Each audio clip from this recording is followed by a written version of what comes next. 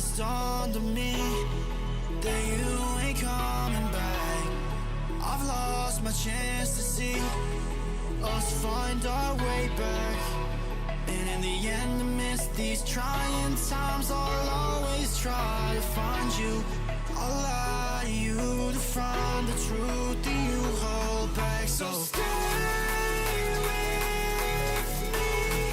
You know that I'll follow. I can't breathe. Together we'll fall apart. Stay here right in my arms, and we'll start again. So stay with me. Together we'll fall apart.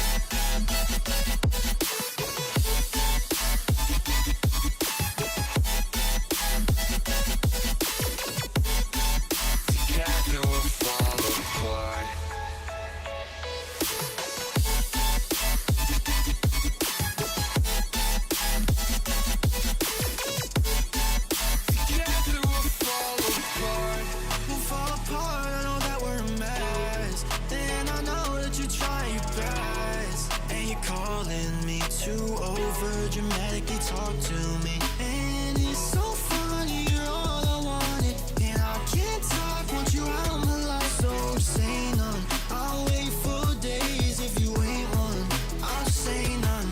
So stay with me, you know that I'll follow. I can't breathe, together we'll fall apart.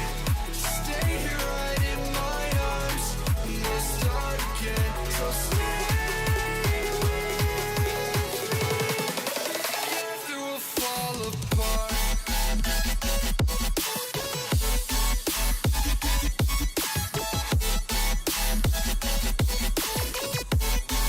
Together we'll fall apart.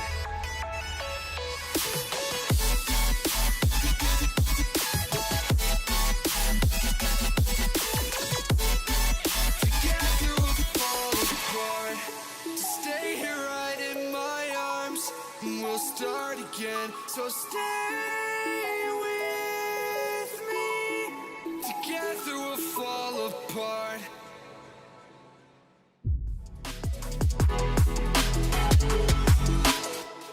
Four French drivers at the French Grand Prix trying to win this on the final lap. They're three wide again. Guillaume down the inside.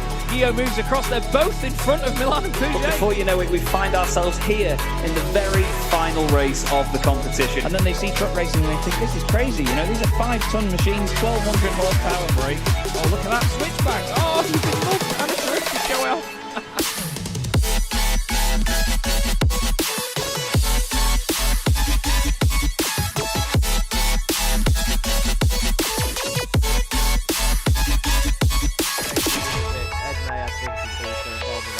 All the way from back there. Go on board with Ben Gregory now. I love it. 10.5 minutes gone. Senna Lanson tries to go for the race lead.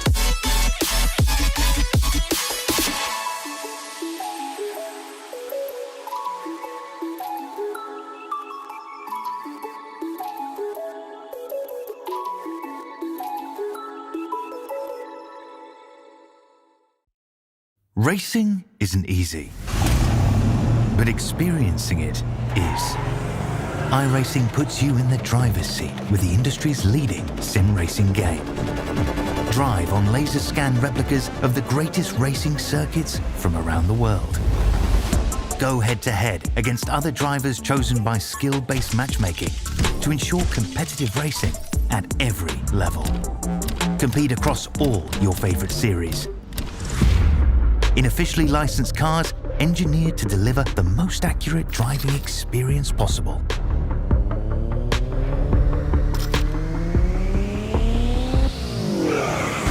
Join a race or host your own with players from across the globe. Race against the computer or in a league with friends. Feel the thrill behind the wheel. Visit iRacing.com.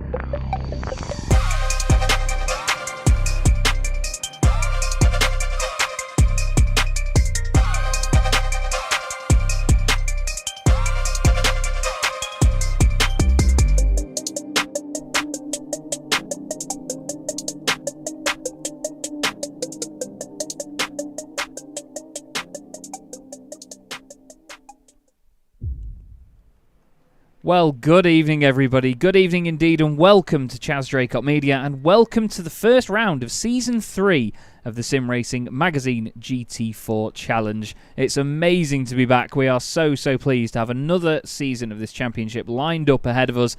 And big thanks go out to the championship sponsors that have made this happen as well. Of course, Sim Racing Magazine and Chaz Draycott Media coming together to host this with sponsorship from Orris Digital, Crockery Direct, Blinds to Go, Derbyshire Holiday Homes and Mydas Simulations. You've got myself, Chaz Draycott, in the commentary box and on broadcasting duties with the wonderful Ed May alongside me. Ed, we've been so excited for this one, and I cannot wait now to finally get it underway. A new circuit for us as well, a brand new place to go racing in this championship.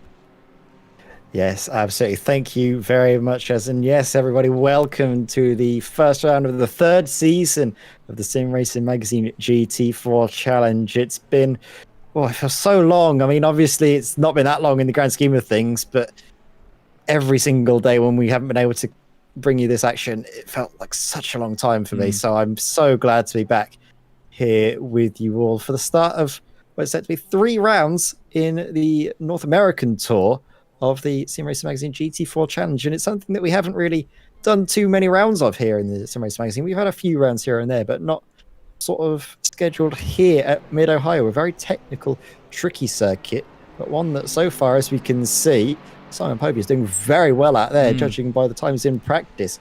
Fastest by 0.4 of a second of Lewis Ward and Dan McCauley.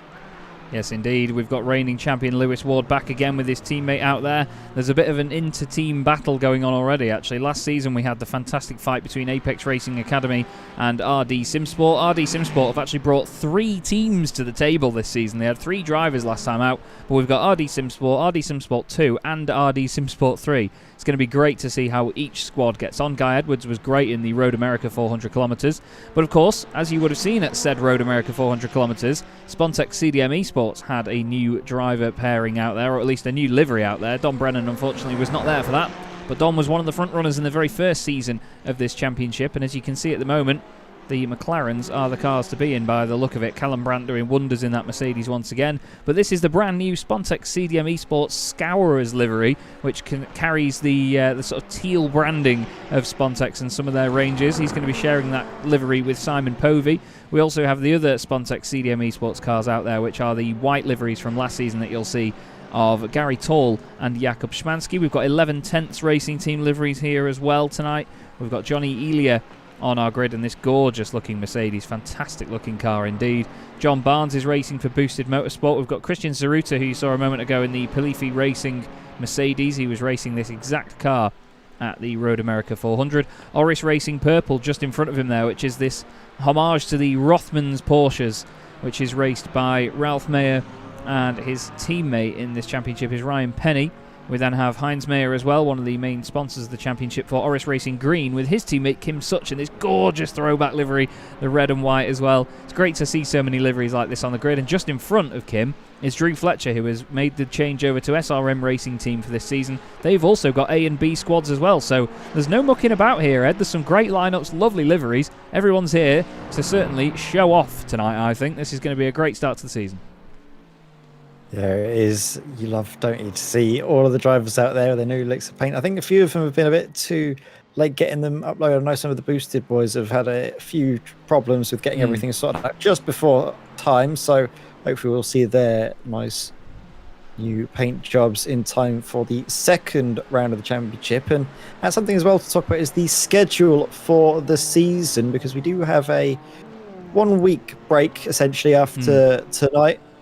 We'll be having a short moment just away from the season, just because of obviously week 13. It can cause a few issues with scheduling and everything, so we decided to steer clear of that. Then we're back on. Then we have another week off, and then it's essentially weekly for the remainder of the season, which is as well a bit of a fresh change, because before I seem to remember it used to be a bi-weekly series, and it's now getting, well, a very congested season, which does put a bit of strain on the drivers, but does mean as well that they have to be on their A game every single time and can't really afford to rest, which I love.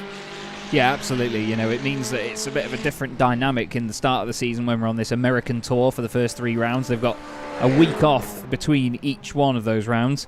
But then after that, when we get into Europe, it's just weekly, and it's quick-fire stuff. Chris Smith here in the gorgeous BMW was amazing to watch last season. He's still carrying the puckered lips on the back of the car as well, which he was running in support of postponing our race, which would have been going on Valentine's Day last season, and we actually moved that so that people could be with their loved ones. And it was a very well-received change by a lot of drivers in the field. We've got Yorkshire Spirit Racing's Martin Kenyon here this season as well. Martin's been racing in a number of championships that I've been hosting and broadcasting and running and so on. It's good to see him back on the screen once again in another one of his absolutely gorgeous liveries. Martin's really got a thing for making good liveries, and this Aston Martin is a looker. It may not be going so well round there for him, but still, it certainly looks good even when it's going off the circuit. I can tell him that for free. I was looking at Niels Kaur just a moment ago, another newcomer to the championship in Chicane Online Racing. Now, Chicane Online Racing entered some of the special events that we've done here in the Sim Racing magazine community. So I'm excited to see how these guys get on, actually. Chicane Online Racing are certainly a name that a lot of people within the league have heard before. So I'm excited to see what they can do with the BMW M4. Currently, Nils is the highest of the two that we have in the field this evening, ahead of all the Porsches as well.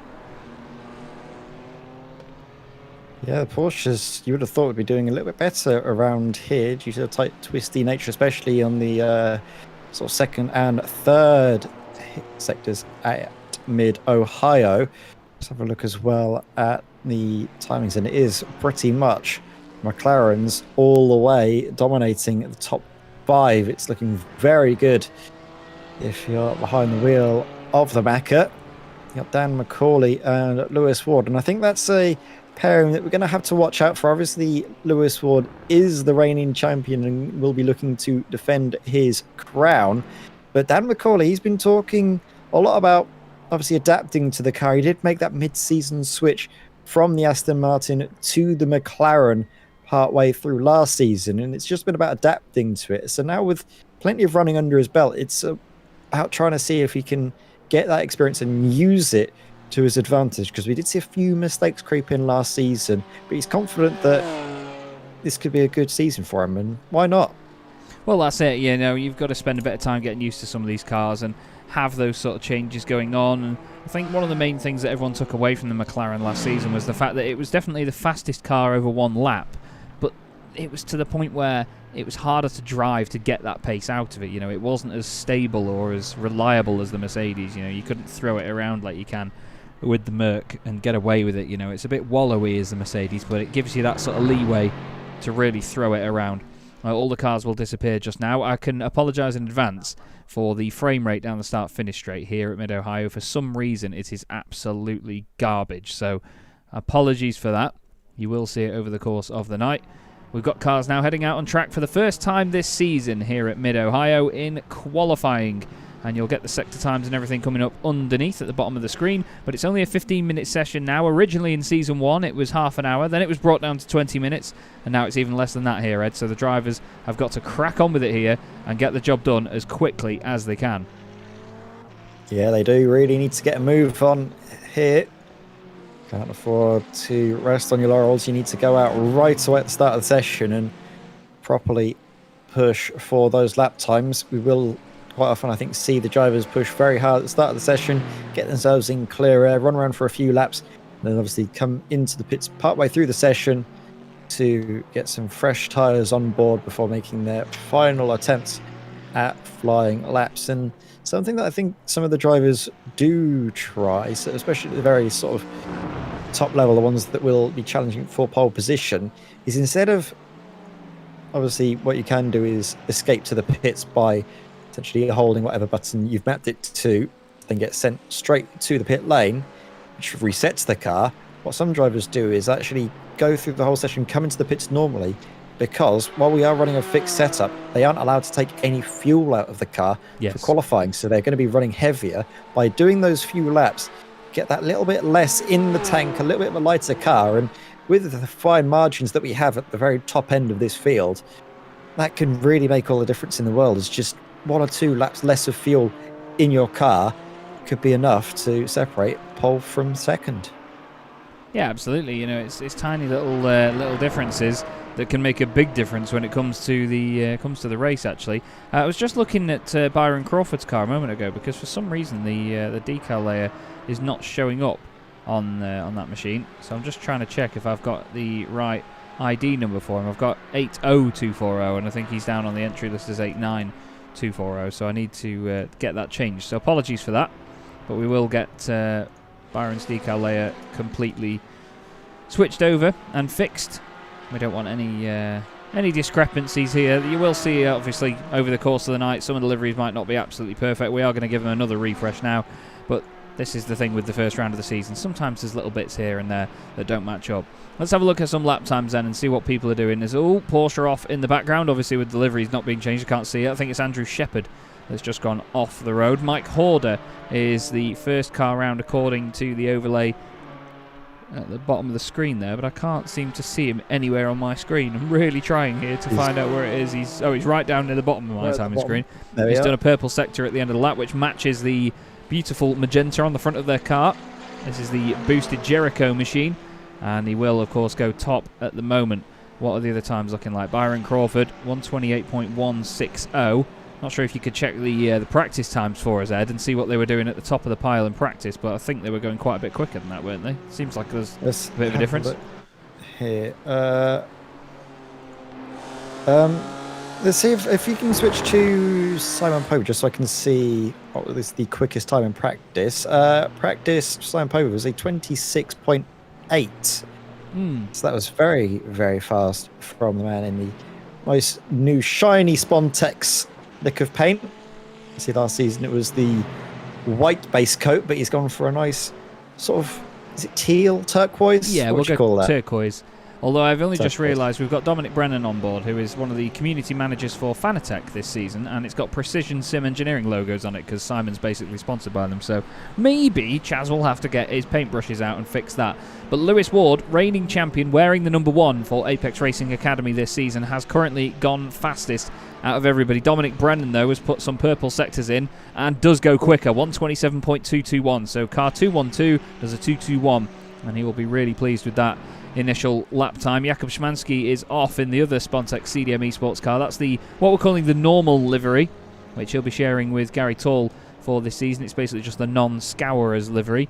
Up the order goes Philip Hopley. He puts a time in and goes 19th, although that seemed very delayed according to the timing screen because he's halfway around a lap already. Drew Fletcher has crossed the line and improved on his lap time. Christopher Smith also going to the line to try and better his lap in the BMW as well. Across the line he goes and he remains in 10th place, but less than a second there. John Barnes now moves up in the McLaren. Now his livery has only just loaded up for me, and yes, Lewis Ward is now in second place as he's actually gone very deep into there. I'm just trying to figure out, was that turn 6 that he's just gone off at there? Yeah, turn 6, and then, oh no, that's the final corner actually, at turn 12, the carousel. He's lining up with his teammate Dan McCauley. Look, if we go on board with Lewis, there's Dan behind him. And behind him, actually, is one of my favourite liveries. After having a quick look at the liveries so far through the evening, I've noticed that Blaine Sparling for Scuderia Chicken House has this gorgeous, gorgeous machine at his disposal. This beautiful matte, hot pink colour with this gorgeous gradient on it. It's a really good-looking machine. And hopefully it brings in a lot of solid performances. Does make you think of sweets, doesn't it? I just see that and I think, oh, I can taste like fruit salads or rhubarb and custard. Yeah, fruit salads. Oh, I had one of them recently, you know. I had a random sort of sweets box thing, some pick and mix thing, and I had my first fruit salad I've had since God knows when. Well, Blaine will be hoping for a sweet lap to be coming through for him because he's currently sitting in 14th place. We'll look on board actually if we can with the Porsche. We didn't have too many of them last season, so it's good to be on board and to hear that beautiful Porsche sing its song. A lot of a higher note than we're used to hearing. We've still got the other cars are a bit lower and gravelly, aren't they?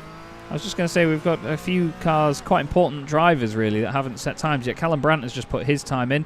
Of course, Callum, season runner-up last season with one of the best shows of sportsmanship we saw as Simon Povey goes to the top by 62 thousandths of a second. But in the last round of the season, Callum and the Apex Racing Academy car of Dan McCauley came together in the final round of the season. And even though Callum knew that if he backed out and then let Dan have the place back, or at least slowed up for him, then he would throw away his championship, and he did exactly that for Dan to make sure that the sportsmanship was there. There was a purple sector in the middle of that lap by Christian Saruta. He's currently in 4th place, moves up ahead of Nils Kaur. It's good to see that Saruta and Kaur and the likes of Callum Brandt can throw the Mercedes up there. Obviously the McLaren, like I say, great here in qualifying, but you keep your eye on it when it comes to the race, because the drivers have all been saying that the tyres are absolutely dying later on in the race. So I'm excited to see what dynamic that shows, because some of them, Ed, have been taking 2 tyres, haven't they? They've only been taking the fronts on these cars to make sure that front end remains pointy and let the rear end be a little bit oversteer. It's quite an interesting tactic. Yeah, it's one that the drivers have been obviously looking into. For me, it was a no-brainer. Essentially, you take the tyres and it's essentially just free grip, because it's done at the same time as the fuel. And it was something that I did in season 1 that not really was a well-known fact, I guess. And I made the mistake of telling Simon after the first round of last season, and all of a sudden the rabbit was sort of put out of the hat. The genie, you couldn't fit it back in the bottle when it came back out, and now all of a sudden everyone's been trying different things here and there with the pit strategy. But like you said, some drivers select to carry on with the heat in the tyres, others to opt for a little pit stop. As Pete Thickett goes up into 7th place, and another good effort there for Scuderia Chicken House. It's Lewis Ward. Look at that, as close as you like to Simon Povey. The season's well and truly on. These are the drivers that you'd be saying you'd be betting your money on to be fighting at the very top, as they did well for a lot of last season. So great, isn't it, as well, though? Dominic Brennan's up there. I mean, it's currently the top 4 are all either Spontex, CDM Esports Garros, or Apex Racing Academy. So the Teams Championship is looking close as well. I was just going to say, we're going to have a great Teams Championship ahead of us this season. We've got a bunch of them coming into this with real aspirations to take the title. Boosted Jericho obviously hoping for a good run of it. We've got RD Simsport with 3 teams out there. We've got Scuderia Chicken House. Chicane Online Racing unfortunately only have Nils Kaur as their only entry, so he's not going to be running in the Teams Championship as such, because it's for teams with 2 cars and only 2 cars as well. Callum Brandt moves up into 7th place. Look how close it is throughout the whole field though, Ed. We've got 17 cars separated by less than a second here at Mid-Ohio. It's wonderful to watch. Povey's done 2 purple sectors on his lap and goes even faster, nearly a quarter of a second, and again he's done it without slipstream in that McLaren, so Simon is here to not muck about tonight. But yeah, like you say, we've got RD Simsport cars improving consistently here, hoping for a great Teams Championship. Lewis Ward does 2 purple sectors on his lap, improves, but goes a little bit closer to Simon, not enough to take pole. The battle's on already, and we're only 2/3 of the way through qualifying, so I'm well excited. I mean, look at the way that the level has stepped up. Christopher Smith, he's outside of the top 10 at the moment. He was consistently in the top 10 qualifying last season. Maybe he's going to improve here. I'm not sure he's going to improve by much if he does. I think it might have just been an outlap actually there from him. Kim Such is just on to improve right now in the Orris Racing green car. Goes across the line into 18th place. Kim is a very much improved driver actually, doing really, really well. Jakub Szymanski's having a tough time here, you know, Ed. He's struggling to get a lap in right now. He's just having a real bad time in that sector in the middle of the lap. I think he'll be starting at the back of the grid. Mike Horder goes up into 5th place now. He's suddenly best of the rest compared to the remainder of the field. Car off in front, just about holds it together. That was Ryan Penny. But I think actually it's going to be exciting to see. Povey's coming through. Yeah, definitely. It's going to be exciting to see those drivers that have gone from something like the Mercedes or the Porsche to then go over to the McLaren and see whether they can hack it later on in the race. You know, whether it's just down to the 1 lap pace that's attracted them to it. Povey again improves. Unbelievable stuff. I'm trying not... Obviously, I'm not allowed to be biased, but still, it really is. Regardless of how you look at it, it's just a belter, that is. That is a supreme lap time as well. Faster than he did in practice, which is already a very strong lap. So it's a lot of pace coming through for Simon Povey as Pete Thickett now cracks himself up inside the top 5. In the thick of it, you could say. Absolutely.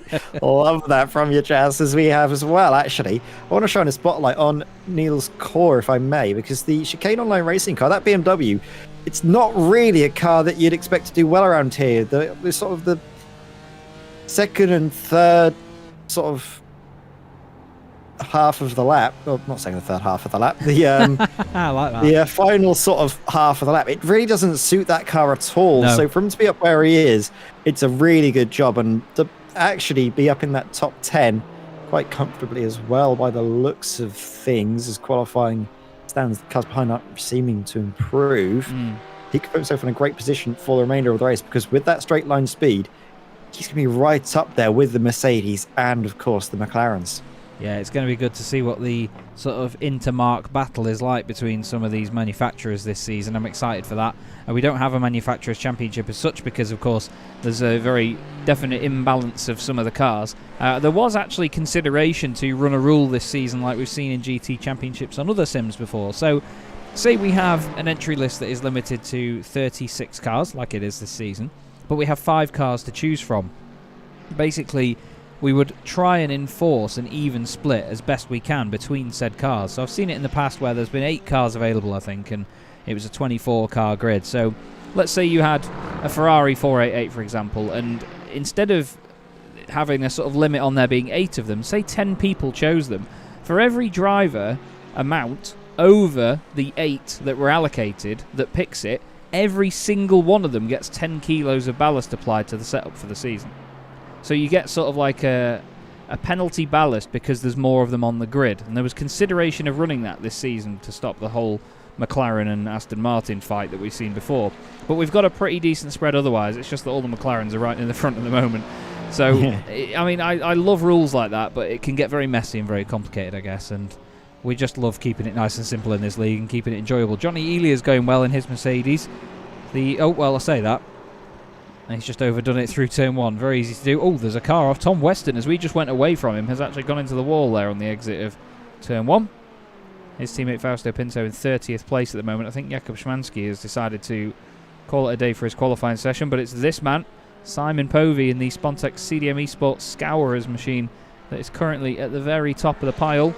And we know what Simon's like in these races. He plays the game. He knows exactly when to attack and when to hold back.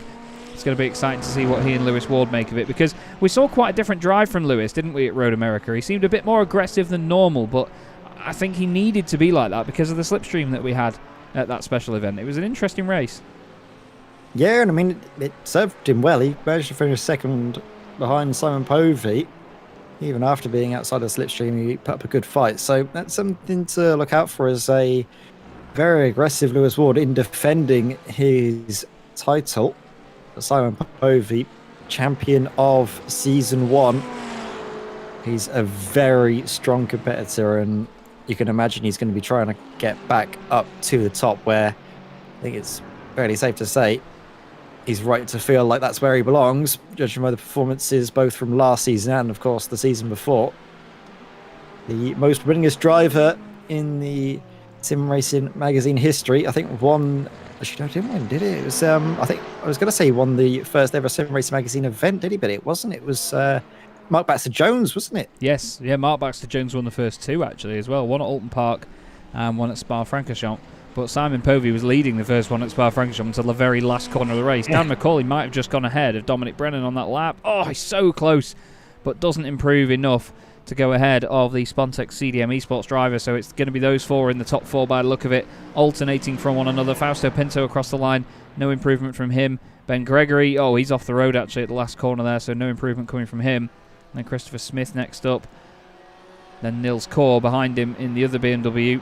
Interesting sound from the M4, the new M4 GT4, which hasn't been confirmed for iRacing yet, but we expect it will be at some point in the near future, is very, very loud. I can tell you that. I've seen them racing in the British GT Championship, and it is a stupidly loud car that makes a very mid-range noise. I mean, you can imagine it from what you can hear here. Nils Kaur goes ahead of Christian Saruta, who ends up in 8th place at the end of this session. Guy Edwards just coming across the line. He's currently inside the top 10. I don't think he's improving. Dominic Brennan not improving either. He remains on a 127.3. Best time for him, a 127.2. I think Lewis Ward did get across the line, though, going towards the end of the session here, so he might be able to take a bit of a chunk out of Simon Povey's time, but I don't think it's going to be enough. Let's have a look. Oh, look, he's pushing very hard through those final few corners. We'll see what it's like up to the line as he crosses and breaks the timing beam. There's no lap that seems to be coming through, so No. there might have been an invalidation somewhere along the line, ran a little bit wide, potentially coming out of turn 6, maybe through the S's as well. It's easily done. Yeah. Here we go. We're just waiting for the session to literally switch over from qualifying into the race, and already I can start to feel the butterflies growing in my stomach, so I have no idea what these drivers will be feeling as we're about to get the first round of Season 3 of the Sim Racing Magazine GT4 Challenge. Oh, underway. Here we go. Amazing stuff. And Simon Povey takes the first championship point of the season. You get a point for pole position here. Simon Povey then on pole alongside Lewis Ward, two fantastic drivers ready to do battle once again. Dominic Brennan and Dan McCauley line up behind them as well as backup for their teammates. Pete Thickett and Mike Horder make up row 3 ahead of Nils Court and Christian Saruta, two newcomers to the season. Callum Brandt is 9th ahead of Guy Edwards. In 10th place then we have Johnny Elia alongside Paul Goffin. Good qualifying from Paul there. John Barnes is 13th ahead of Christopher Smith. Then we have Blaine Sparling and Ben Gregory next up. Following them is Byron Crawford and Josh Wiggins. Kim Such is 19th. Ryan Penny rounds out your top 20. Then we have Ralph Mayer and Drew Fletcher on the 11th row. Tom Weston is 23rd ahead of Rob Sutherland in 24th. Then we have Andrew Shepherd alongside Heinz Mayer. I'm amazed the two Mayers aren't on the same row of the grid. Philip Hopley is 27th. John Roberts is in 28th with Martin Kenyon 29th and Fausto Pinto rounding out your 30. Andy Marston, the last car to set a time in 31st. And Jakub Szymanski will be hoping for much better luck in the race compared to what he had in qualifying. So we need to find out whereabouts they are on the circuit right now, because they're going to be towards the end of the lap here. And they're all going to just sit and wait. You can see the two... Look at these front two rows. the two Spontex CDM Esports Scourers cars and then the Apex cars as well. It's like a rental kart day, isn't it? They're just all lined up against each other, ready to do battle. It's going to be literally 2v2 here, and I cannot wait to see what battles we get out of them. Keep your eye on the RD SimSport cars as well, because their strategy calls and some of their sort of long-term plays throughout the season in Season 2 were very, very impressive. Christian Saruta's just popped into shot there as well in the silver Mercedes F1 team coloured Mercedes AMG GT4, and he's certainly one to watch as well. Josh Wiggins is the last car that we're waiting for a little bit further back in the pack. He's just popped up now, so as things start to get moving, the first round of the championship is about to get underway. Don't worry about that countdown timer that's counting away from the hour-long race that we're going to see. That will reset as they cross the line, and we're going to get a lot of movement in that timing tower now, so I'm just going to move it for just a moment. The frame rate will be a little bit awful to begin with. I do apologise. I've remembered that I turned my graphics up a lot for a bunch of screenshots I was doing, so it might look pretty, but it'll be like a slideshow for a little bit. And for some reason here at Mid-Ohio, the frame rate is particularly bad. The GT4 car seems to have been affected quite recently. But with just one corner before we get this underway, Ed, what are your predictions in a few words? Excitement, carnage, drama. And here we go. It's about to get underway as Simon Povey gets a lovely getaway at the start of the field to lead into turn 1. Lewis Ward slots in ahead of Dominic Brennan and Dan McCauley. Here we go with Mike Horder, and look at that. Up the inside goes Christopher Smith on Paul Goffin to get one position early doors. Good start there for the BMW. And oh dear, the first casualty is Kim Such, just over rotates on the exit, and oh my god, a spinning sympathy there by the number 6. That's Philip Hopley. Dear oh dear, but thankfully a clean start for most of the field as we come down now through towards turn 4. The Sim Racing Magazine GT4 Challenge is underway for Season 3, and it's Apex Racing Academy against Spontex CDM Esports. Scourers at the very front. Big move there by Christian Saruta. By the look of it, down the inside of Nils Core, getting on with it straight away, really giving it a big send, but no, they run out of room. There's a bit of contact. He manages to save it. What's Callum Brandt going to do there? Don't forget, Callum Brandt, championship protagonist last season as well, finds himself right in the thick of the field here. Shows you how much the level has improved, and more contact. Christiansen getting battered around here. I think he just had a bit of a wiggle as he ran wide through the right-hander. Couldn't really get it completely under wraps. Callum's going to try not to clip the back of him, but look, this battle has held them up, and all the while he's got Mercedes behind him. Johnny Elia in there, Guy Edwards, then John Barnes is behind him, McLaren, Christopher Smith and the other BMW there as well. Rob Sutherland's gained 3 places so far in his Aston Martin for RD SimSport 3. Fausto Pinto has done the same as well in his Aston Martin, but the whole top 10, the top 11 remaining stationary after that first lap here, Ed. I don't think that's going to stay the same throughout this whole race, of course, but I think there's going to be a few drivers here that will be willing to wait behind the car in front. Yeah, fuel saving is very important. You can have a shorter pit stop than those around you, and that can give you the margin you need to go ahead and win the race here over the course of an hour. There are lots of things that drivers have at their disposal to use to their advantage. Like you say, the top 11 holding station for the moment, even though we did see a few budging moments, particularly between Niels Kor and Christian Saruta. I think there was a bit of net code actually coming through turns 5 and 6 there. It looked like for some reason Christian Saruta's car was almost magnetized to the front end of Niels, and that was what caused a lot of the shuffling about just in behind afterwards. So we have Andrew Shepherd now trying to cover the inside line from Tom Weston. He does so brilliantly to keep himself ahead into 24th position through turns 4, 5 and now 6. John Roberts, who's made up 2 positions from the start of the race, looks to try and make another as he goes very close to the rear end there of the number 10 Aston Martin. Little looks up the inside, but the corners are coming too quickly for him to really send it on the brakes. But so far out in front, Pete Thickett is actually dropping back just a touch from the front 4 McLarens, and I think that could just be the Porsche struggling a touch to get its tyres properly working and ready.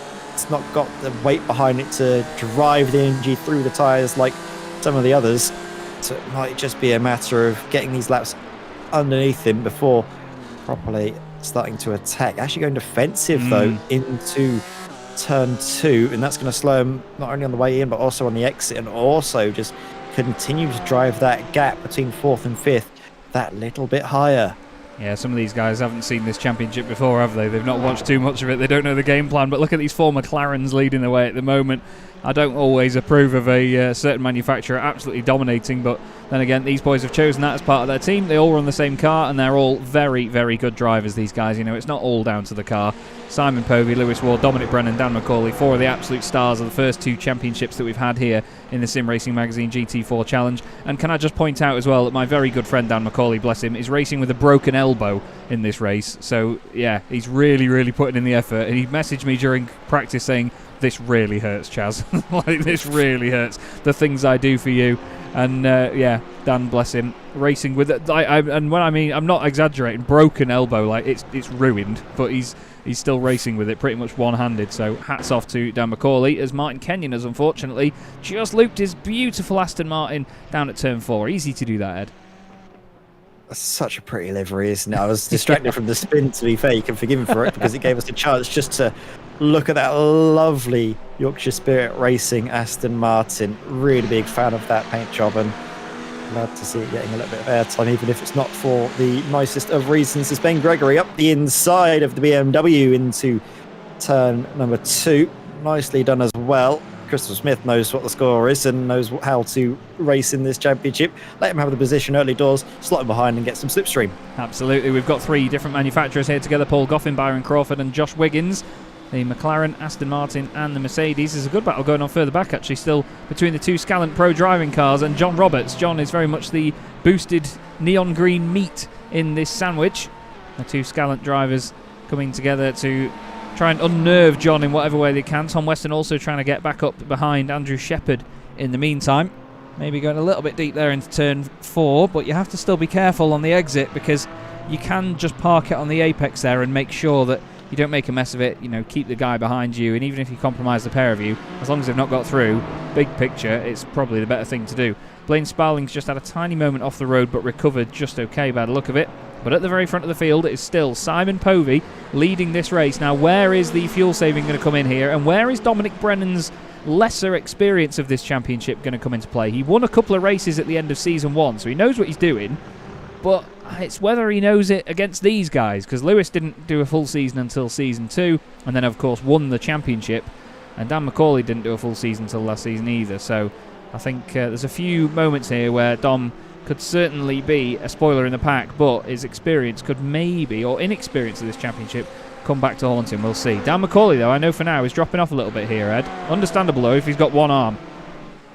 Yeah, I do hope he's not putting back his recovery by taking part in this. Obviously, wishing him all the very best in his injury to get back to full fitness, as that was a cheeky little dive up the inside by Mike Horner, but it was one that needed to have been done sooner rather than later, because I think you could see that he was losing a little bit of time in behind this Porsche that isn't really settling into this circuit. It's just struggling a touch for Pete Thickett, as we have Kim Such already with a bit of damage. And is it going to be same place, same incident, this time running a bit wide, and again the car looping around, thankfully out of the barriers, but that's a very tricky corner to get right. It's got a flash of the headlights here from Christian Zaruta, the Prolific Racing driver of the number 20 AMG Mercedes GT4 car, and it's one that I think we're going to be seeing Christian Zaruta really start to develop into this car as the season goes on. He was a very impressive performer just a week ago, wasn't it, in the Road America 400 kilometers, and that was the first time he'd raced the car as well. First time he was actually behind the wheel of this, so he's only going to be getting quicker as the season goes on. So this is good just to get a solid performance, finish in the top 10, see if you can maybe crack into the top 5. But for now, I think it's just about using these races as a testing ground, not only for the car, but also just for the format of the series itself. Get to know the drivers you're racing against and figure out the format, and you can then use that to drive yourself forward, which is, I think, why we're going to, as well, like you were mentioning earlier, a bit curious of how Dominic Brennan's going to be doing behind the wheel of the 212 McLaren. Like you say, he was quite strong at the end of season 1, but that was as well, I believe, behind the wheel of the Porsche Cayman, not yes, it was the McLaren. So there's other things at play, but so far he is looking very good. I don't know if he actually won a race last season. I think it was Lewis Ward that ended up winning a few races last season, but I do know there were some good podiums coming through for Dominic Brennan. No, Dom wasn't with us last season. Was he not? No, I mean season 1. Oh yeah, season 1. I think Dom won 3 races or something. Like I think he won 3 on the trot. 2 races Dominic Brennan won in season 1, and he won both of them on the trot as well, Imola and Monza. So when we go to Italy later in the season, I'm sure he's going to be a happy boy about going there. I think those were the 2 rounds that I wasn't able to attend, which is why why Dominic won. That's the only reason he won, is it? And I didn't say that. I was just saying those are the reasons why I didn't win the championship, was because I didn't attend those 2 races. No, that's fair enough. The reason why I didn't win was because Simon was just insanely rapid, and he's continuing to show that rapid pace here tonight as he's leading ahead of Lewis Ward. But look at that on the exit of turn 2. It's side by side, Paul Goffin, and we'll have a look at a replay here because it was Byron Crawford that actually made the move up on the inside. That 11-10 Aston Martin is looking very nice. That was a very punchy move. No contact, but it was certainly a muscly one. And Goffin sadly finds himself shuffled back down the pack as the RD Simsport 3 team. God, there's so many of them now. It's difficult to keep track of them. Josh Wiggins now up into 16th place. Good to see the presence of RD Simsport, though. Yeah, they definitely. were a team that really, I think, joined in full force in season 2, and they've enjoyed it so much they've even dragged a few more of their compatriots into the fold, and we're happy to welcome them here in Sim Racing Magazine. Absolutely we are. We've got the top 3 right together right now, 6/10 of a second covering them. Dan McCauley's only 7/10 back from this though, so he's not completely out of the running just yet. I just wanted to highlight again Christian Zaruta. You know, it's great to have Christian with us. Can you believe it? These 2 are together on track again. Heinz Mayer and Ralph Mayer. The 2 of them are absolutely inseparable. They are brothers and very well attached at the hip. They're fantastic blokes, both of them. Love them to bits. But they're always together on track, and they don't try to be. They just end up together on track and in similar pace. It's dead funny. But yeah, Christian Zaruta, as I flick around the cameras, he is the current Porsche Club of Great Britain sim racing champion, beating some iRacing Pro drivers to that title who were invited into the championship as well. I'm not sure if people know of the name Johnny Cullen, or even Will Chadwick raced in the previous season as well, and Christian would go up against the likes of Will and sometimes come out on top. So Christian is definitely not a slow driver at all. There's been an issue here for Andrew Shepherd, who's just been overtaken by 3 cars in one. The Scalant Aston Martins and the Mercedes of John Roberts. Jakub Szymanski's just behind these guys in the Spontex CDM Esports McLaren, hoping to make a bit of ground as Shepherd goes down the inside of Fausto Pinto, compromises him but gets through actually through the right-hander. Fausto puts his nose back down the inside, but he says no thank you very much. Andrew goes through. Yep, here we go. And then obviously, like you say, Jakub Szymanski at the back of this fight, getting a great view of all of the action unfolding, and it's good to see that he hasn't let the disappointment of qualifying phase him. He's still going strong. Just this tricky corner Comes up the way the circuit sort of undulates on the up, sort of on the upshift coming out of the corner when the car can get very late and very light. Sorry, it's tricky to try and tame it, but it's looking all right at the moment as Pete Thicket is under yet more pressure, this time by Niels Kaur, who's looking to make the move all the way around the outside. The BMW not that great at making that direction change that's needed for a move around the outside. It's not quite as snappy. It's like a boat. And now all of a sudden the door is wide open for Christian Cerruti, who's going to get the slipstream from Pete Thicket, who's been playing this very smart. He's given slipstream to one driver, then the other, basically to keep them perfectly side by side as they go onto the brakes to hopefully slow each other up. And it's almost working a perfect treat for him as they do sort of collide a touch. But I think Christian Cerruti has just been able to get the move done. No, he isn't, because look at this. Niels Kaur all the way around the outside. Can he stick it? No, he can't. But that was great, not only from Christian Cerruti, but also by Pete Thicket, because I could see what he was doing, giving slipstream to one driver and then another. That's what I was doing all the time in season 1, just being a little bit cheeky of it, but obviously there's nothing wrong with it. You're just an innocent bystander at that point if they come into contact, aren't you? Absolutely, yeah. I mean, the two of them sort of magnetised towards each other once again there. I think that Nils didn't want to open up that gap and give any room to Christian Cerruti to let him get away in front. But then eventually they did make a little bit more contact. They've had a bit of argy-bargy here and there and got away with it. I was just focusing here on Ralph Mayer, who has unfortunately lost a couple of places from where he started. Heinz Mayer's gained 4 so far, and he moves on into 22nd place. But Weston, Roberts and Shepherd, and then Pinto and then Szymanski all starting to queue up behind Ralph Mayer right now. Back to the front of the field though, and Povey is only a car length or so ahead of Lewis Ward still. Even after nearly 15 minutes of racing, Lewis is sitting behind him now, waiting for the opportunity. Dominic Brennan's dropped off a little bit, but look, Lewis is looking very racy to the point where Simon's now defending a little bit, maybe backing him up into Dom in these early stages. But Dan McCauley's able to stay in the picture as well. He's 0.5 of a second back on this fantastic fight. But this is what we can expect for the championship, I think, for the teams battle. Is, you know, it's a shame not to have the RD SimSport guys up there, but maybe they're just taking a bit more time to turn the gas on. But honestly, this 2-team, 4-car battle, all in the McLaren as well, on the same setup. That's the beauty of this. They're all on a fixed same setup, all these drivers. It's all down to the drivers now between these cars, and we get 2v2, and they're breaking away from the pack and making it look very, very good indeed. Great, isn't it, just to see all of this battling take place. I'd say at the moment it is all McLarens out at the front. The RD SimSport guys aren't quite able to get the Mercedes into the right sort of rhythm around this circuit. It's a very tricky track though, of course, and it's one that I think it's probably favouring, if any car, it will be the McLarens, just because of the direction change, the snappiness of it at points as well. It's a car that is a little bit pointy, especially with the fixed setup that is provided. So that's one that's, I think, favouring this car in particular and why it's doing so well. But obviously not every circuit is like Mid-Ohio. We go to varying tracks all around the world here for the SRM GT4 challenge, and we expect to see Callum Brandt, Guy Edwards, all of the RD SimSport lot to get back up into pace. At the moment though, Mike Horder is trying to break away from Pete Thicket just to get a more consolidated hold onto P5. The gap has just crept above 1 second. It's sort of hanging around there as Pete Thicket is giving himself some breathing room of his own on account of that battle between Christian Cerruti and Niels Kaur.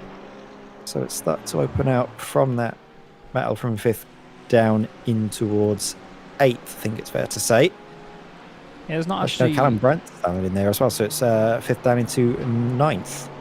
Yeah, there's not been much movement inside the top 10, to be honest. It's only Mike Horder getting ahead of Pete Thicket and Christian Cerruti getting ahead of Niels Kaur. That's all that's happened there. Ben Gregory's gained 3 places, but from 16th up to 13th. Now that, again, just shows you the level of competition this season, because Ben was a consistent top 10 runner in the first couple of seasons, and he's gained a few places, but still not gone into the top 10. Byron Crawford's ahead of Josh Wiggins. Those two have gone forward together, gaining 2 places each. Paul Goffin's unfortunately having a bit of a rough time, losing 5 places since he started. And we've just had Fausto Pinto and Jakub Szymanski battling together at the end of the lap. McLaren trying to get by the Aston Martin, stabs the brakes to make sure he doesn't cut across the inside of him. And now the two of them get back on the throttle down the start-finish straight and push on. great entertainment once again already in the first 15 minutes of racing here in the Sim Racing Magazine GT4 Challenge. Big shout out to all of the series sponsors as well, like I say, for making this happen. Orris Digital, Crockery Direct, Blinds to Go, Derbyshire Holiday Homes and Mydas Simulations. It'd be great to see Matt Dorrington on the grid at some point as well from Mydas Simulations. We send our love and wishes to Matt. He's a fantastic guy. Very busy guy though, so it is unlikely that we will get him on the grid, but still a lovely guy. And Drew Fletcher as well from Derbyshire Holiday Homes. Drew is out there on track tonight as well. Whereabouts is he at the moment? He's currently in 21st place, but he is running 1 place higher than where he started, which is always a bonus. And then, of course, Blinds to Go is Byron Crawford. So we could have sort of like a Directors' Cup in this, basically, because a lot of the sponsors all race in this. And then, of course, Heinz Mayer and Ralph Mayer of Orris Digital and Crockery Direct as well. 2 sponsorships coming from those guys, which is really lovely. And we're very, very glad to have them. And they do support the championship a lot. There's more than just that, though, isn't there, Ed? Yeah. There's so many people that are in the background as well. Everybody that takes part in these sessions, everyone that hosts a session as well before rounds to get everyone speeding up to practice. Everyone plays their part in this championship. But like you mentioned about Matt Dorrington, the Mad Dog himself out on track. Oh, that'd be brilliant to see Matt Dorrington out there. But of course, don't think he'd have to fight his way through, to be fair, because again, the interest for this season has been great. We've still got a bit of a waiting list, haven't we? If drivers in the current lineup do have to drop out for whatever reason, we've still got people waiting in the wings to take their place. So it's great to see that the Sim Racing Magazine GT4 Challenges is in demand as ever. And with the racing that we're seeing out on track now, it's fair to see why, because it's been really clean out there, but really intense as well. Yeah, definitely. And I mean, one of the best things about this is that, you know, the waiting list has grown by 2 drivers even since the broadcast started as well. So we've got a waiting list of 11 drivers now. The interest has been phenomenal. And again, we thank everybody that has signed up for the championship and send our commiserations to those who haven't got in for this season. Orris Digital have taken over from Crockery Direct this season, both companies under Heinz Mayer, and he's basically going to be sorting out the medals and certificates for this season. So race winners get a medal and a certificate for every race win.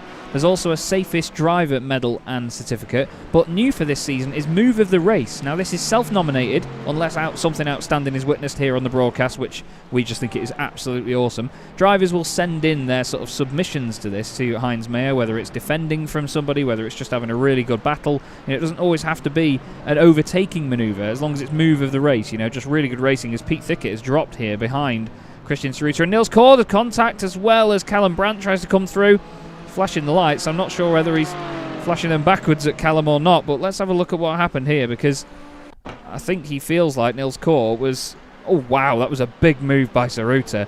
Throws it down the inside. Let's see what Nils does here. Nothing untoward if you ask me. Does he run him out of room though? Oh, I don't know. I don't think it was that naughty, to be honest, but obviously Pete Thickett not very happy with that one at the moment. And hopefully he can stick with him. But just to finish my point, what they're going to do for the season as well is for a champion, or the champion, you get a bottle of champagne, trophy and a certificate. You get that for 2nd and 3rd as well, which is lovely to see. So the whole podium. Safest driver of the season gets a bottle of champagne, trophy and a certificate. Move of the season, which is the best move of all of the submissions that come in, gets the same champagne, medal and a certificate. And the winning team as well in the team's championship.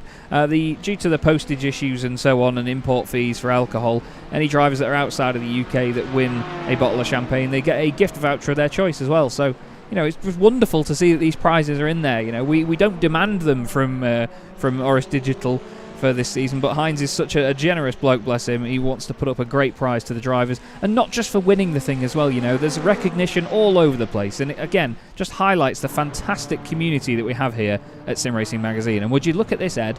These three still scrapping away now that Pete Thickett's got back in front. Saruta's gone. Saruta's gone down the road. He's completely checked out, and it's obviously that battling has worked a treat for the Liffey Racing driver, and he can see, like it was, what did I say? It was, what was it, about 10 minutes ago? He could easily challenge. He was in 8th position at that point, but he could easily challenge for 5th place, and he's looking to do exactly that now as Mike Corder is only 2 seconds up the road. And with the lap times and the pace that we saw from Christian during the special event, the 400 kilometers of Road America, it could certainly be on the cards later on this evening. We've still got about 38 minutes to go in this race. Plenty of time remaining, as we see actually out in front a little bit of a gap opening out between Lewis Ward, Dominic Brennan, and then Dan McCauley. So the front four is opening out just a tad, and I think Dan McCauley, he's struggling a little bit with his injury, I think it's fair to say. Yeah. He was able to keep pace up over the opening 20 minutes, but then you get the fatigue that begins to set in, and it's something that you can't really blame him for. He's doing such a good job just to keep lapping, to be honest, because you can imagine with a broken elbow how difficult that would be to drive, let alone to be racing with force feedback. Oof, Yeah. terrible stuff. So it's great to see him soldiering on, but hopefully he isn't in too much pain or putting back his recovery, because like we keep saying, Chaz, personal and health comes first, but if he feels like he can do it and he enjoys it, then who are we to tell him that he can't, eh? Yeah. He's doing a great job out there. Yeah, he absolutely is, and like Ed said there, if you are only just joining us, Dan McCauley in 4th place in this race has a severely broken elbow, but is still choosing to race this evening. He is an absolute trooper. He wants to make sure that at least he helps his teammate Lewis Ward in terms of the team's championship. Apex Racing Academy currently in 2nd and 4th. There was only about 3 positions I could have got wrong there, and I got it wrong. They're in 2nd and 4th at the moment with the Spontex CDM Esports Scourers cars either side of them as well. And there's a great battle going on between, after Christian Zaruta here with Nils Core, Callum Brandt, Pete Thickett and Johnny Elliott. Nils actually just scraping the barrier on the right-hand side there for just a moment. Surely pit stops will be around the corner soon, Ed, but then again, this is a sort of circuit where you're not on full throttle a humongous amount of the time. Yeah, you've got the big back straight, but there's a lot of windy sections as well, so this will be a one-stopper, I think, this race. I think maybe we'll just get that one just before the half-hour mark, and then people will fill it up to go to the end. I don't know, it could be very tricky. I'm not sure if it's quite the same as the Hungaroring. I imagine that the drivers will be, I think, expecting to have the one pit stop and then obviously the splash and dash at the very end. But if you are able to save the fuel and make it on just one stop, it can be very beneficial, as we saw last night at the Hockenheim Ringers. Oh, dearie me. Ralph Meyer, I think What that was a a little save. bit too slow. Oh my word, how did he do that? I thought he just checked up a touch, and the number 10 of Tom Weston was carrying the pace through and couldn't really slam on the anchors mid-corner, lest he have a moment of his own. So that was very well held by Ralph Meyer. Let's have a look here. On board with Tom Weston, goes into the corner. You can just see, oh yeah, They both brakes went in get hot, sort didn't they? of on late, don't they, by the car ahead by Ralph Meyer. They both, like you say, going very hot, both running slightly wide, and I think it's that tap of the brakes by Ralph Meyer that then sends him into the path of Tom Weston, but Yeah. very well held, even with the contact. Yeah. It almost helped him around. Callum Brandt now, we are following as he tries to chase down Niels Cole. This is for 7th place. In behind him, we have Pete Thickett for the Scuderia Chicken House 33 Porsche. It's a shame really We for also Pete, have- because he started in 5th place as well. He was best of the rest when it came to the top 2 teams here, but and it's gradually just falling back a little bit. We saw TP Sim Racing in the chat before saying the Porsche looks comically small compared to the BMW. He's absolutely right. It looks very small. Even look at the Mercedes behind it. Look how much wider the Mercedes looks compared to it. The Porsche is a tiny little car. It's a very potent little car as well. Pete's making it work so far. He's got his teammate Blaine Sparling a little bit further back. He's got Ryan Penny and another one of the Porsches right behind him in the Orris Racing purple car. Then Rob Sutherland waiting for a good scrap too. We've got John Roberts still with Tom Weston behind him and Andrew Shepherd. He's going to be fed up of these Scalant Pro driving cars, is John Roberts, as Shepherd looks down the inside as well. Andrew Shepherd, from what I remember, used to be part of Scuderia Chicken House. Martin Kenyon is unfortunately off the road again. He's just going to recover on. Now, until, well, only a couple of months ago, or maybe sort of middle of last year with Formula One, Martin Kenyon was primarily and only an oval racer, and he's learnt road racing so well, and is becoming very adept to all sorts of road racing. He's been doing open wheelers, touring cars, GT cars. Mike Horder becomes the first of the front runners to jump into the pits, just to distract me momentarily, Ed. Yeah, so will we be seeing the rest of the field following suit? Have they been able to save an extra lap? They need to ideally have saved another 2 laps in comparison to Mike Holder, and even then that wouldn't be enough to get just in before the 30-minute mark. So we'll have a look and see. But I'm not sure if it'll be feasible for these drivers to have saved that extra lap or two. As Drew Fletcher as well comes into the pits to further cement the fact that the pit stops are on the horizon for the front runners, as Lewis Ward is under a little bit of pressure now, as Dominic Brennan is trying to help out Simon Povey the best he can by trying to attack the reigning champion, running the number one for a reason. There's a moment actually when the sign-ups were being done that I think Lewis Ward was taking a different number, and we were like, nope, Lewis, you are the champion. You have to take the number one. And he was like, yeah, that's fine, I guess. So it's something that we love to see, isn't it, Chaz, that the champion, and I think it's something you say in all of your leagues, the reigning champion has to take the number one, as taking the road into the pits is all three of the top three runners. Simon Povey, Lewis Ward, and Dominic Brennan. As there was a little bit of a scrape with the wall. I'm not sure who that was for. Was that for Simon Povey? I think it might have been, There was definitely a bit of contact with the wall somewhere. Well, Dan McCauley's in as well. Callum Brandt carries on. So too does Pete Thickett. Trust me, Callum does carry on. Guy Edwards is carrying on as well. But the pit lane right now is a very, very busy place to be. Look, we've got Simon Povey nearest to us here. Then Lewis Ward, who has placed the car very strategically there to already be facing slightly to the right. You can see even their tents are coloured similarly to the cars as well, which is great. That is something you can change in the liveries within iRacing. Some of them pop down off the jacks. And Simon Povey and Dominic Brennan are away much quicker than Lewis Ward and Dan McCauley. So all of a sudden, Spontex CDM Esports Scourers find themselves in a 1-2 scenario as they come back out on the track. And Simon's gained a bit of time as well. Wow. Amazing stuff. And I hate to sound biased, but I really do think the spec map on that car looks lovely. But look at the gap they've got over Mike Horder in the background as well there, Ed. That has stayed about the same there. So now it's getting mixed up. But Callum Brandt, for now, leads this race. It's something we saw a couple of times last season. He's not quite having the best race so far, though, which is going to be a little bit disappointing for him based on his previous season. But still, it's good to see him back at the front. I'm having flashbacks, Chaz, to the Hockenheim ring, where it was the RD SimSport drivers and the master call by Christopher Smith, who does have these amazing strategy moments where he just immediately says, right, this is what we're doing, this is how we can win these races. But looking at the line, are they going to be coming into the pits? Yes. Oh, yes, they are. So Callum Brandt coming in now, just before the half-hour mark. If they're able to save the fuel on this next stint, they could go through without needing that extra pit stop. It could be close to them, but they'll come out of the pits with... no. Oh, he's just overshot Callum Brandt just a touch. They could come out of the pits, with about 29 minutes and... Yeah, it'd be like 29 50 minutes. seconds. Yeah, it is going to be less than half an hour by the time his pit stop's done, which is very important. So it means that he doesn't have to technically do half an hour at full chat in the car. But still, we'll have to keep our eye on him. So make sure you look at Callum Brandt on the left-hand side of your screen. He's in 7th place at the moment. We'll drop down as other cars go through.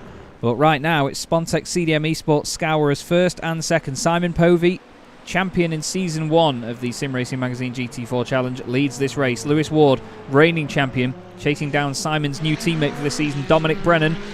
Dom, a very, very fast driver indeed.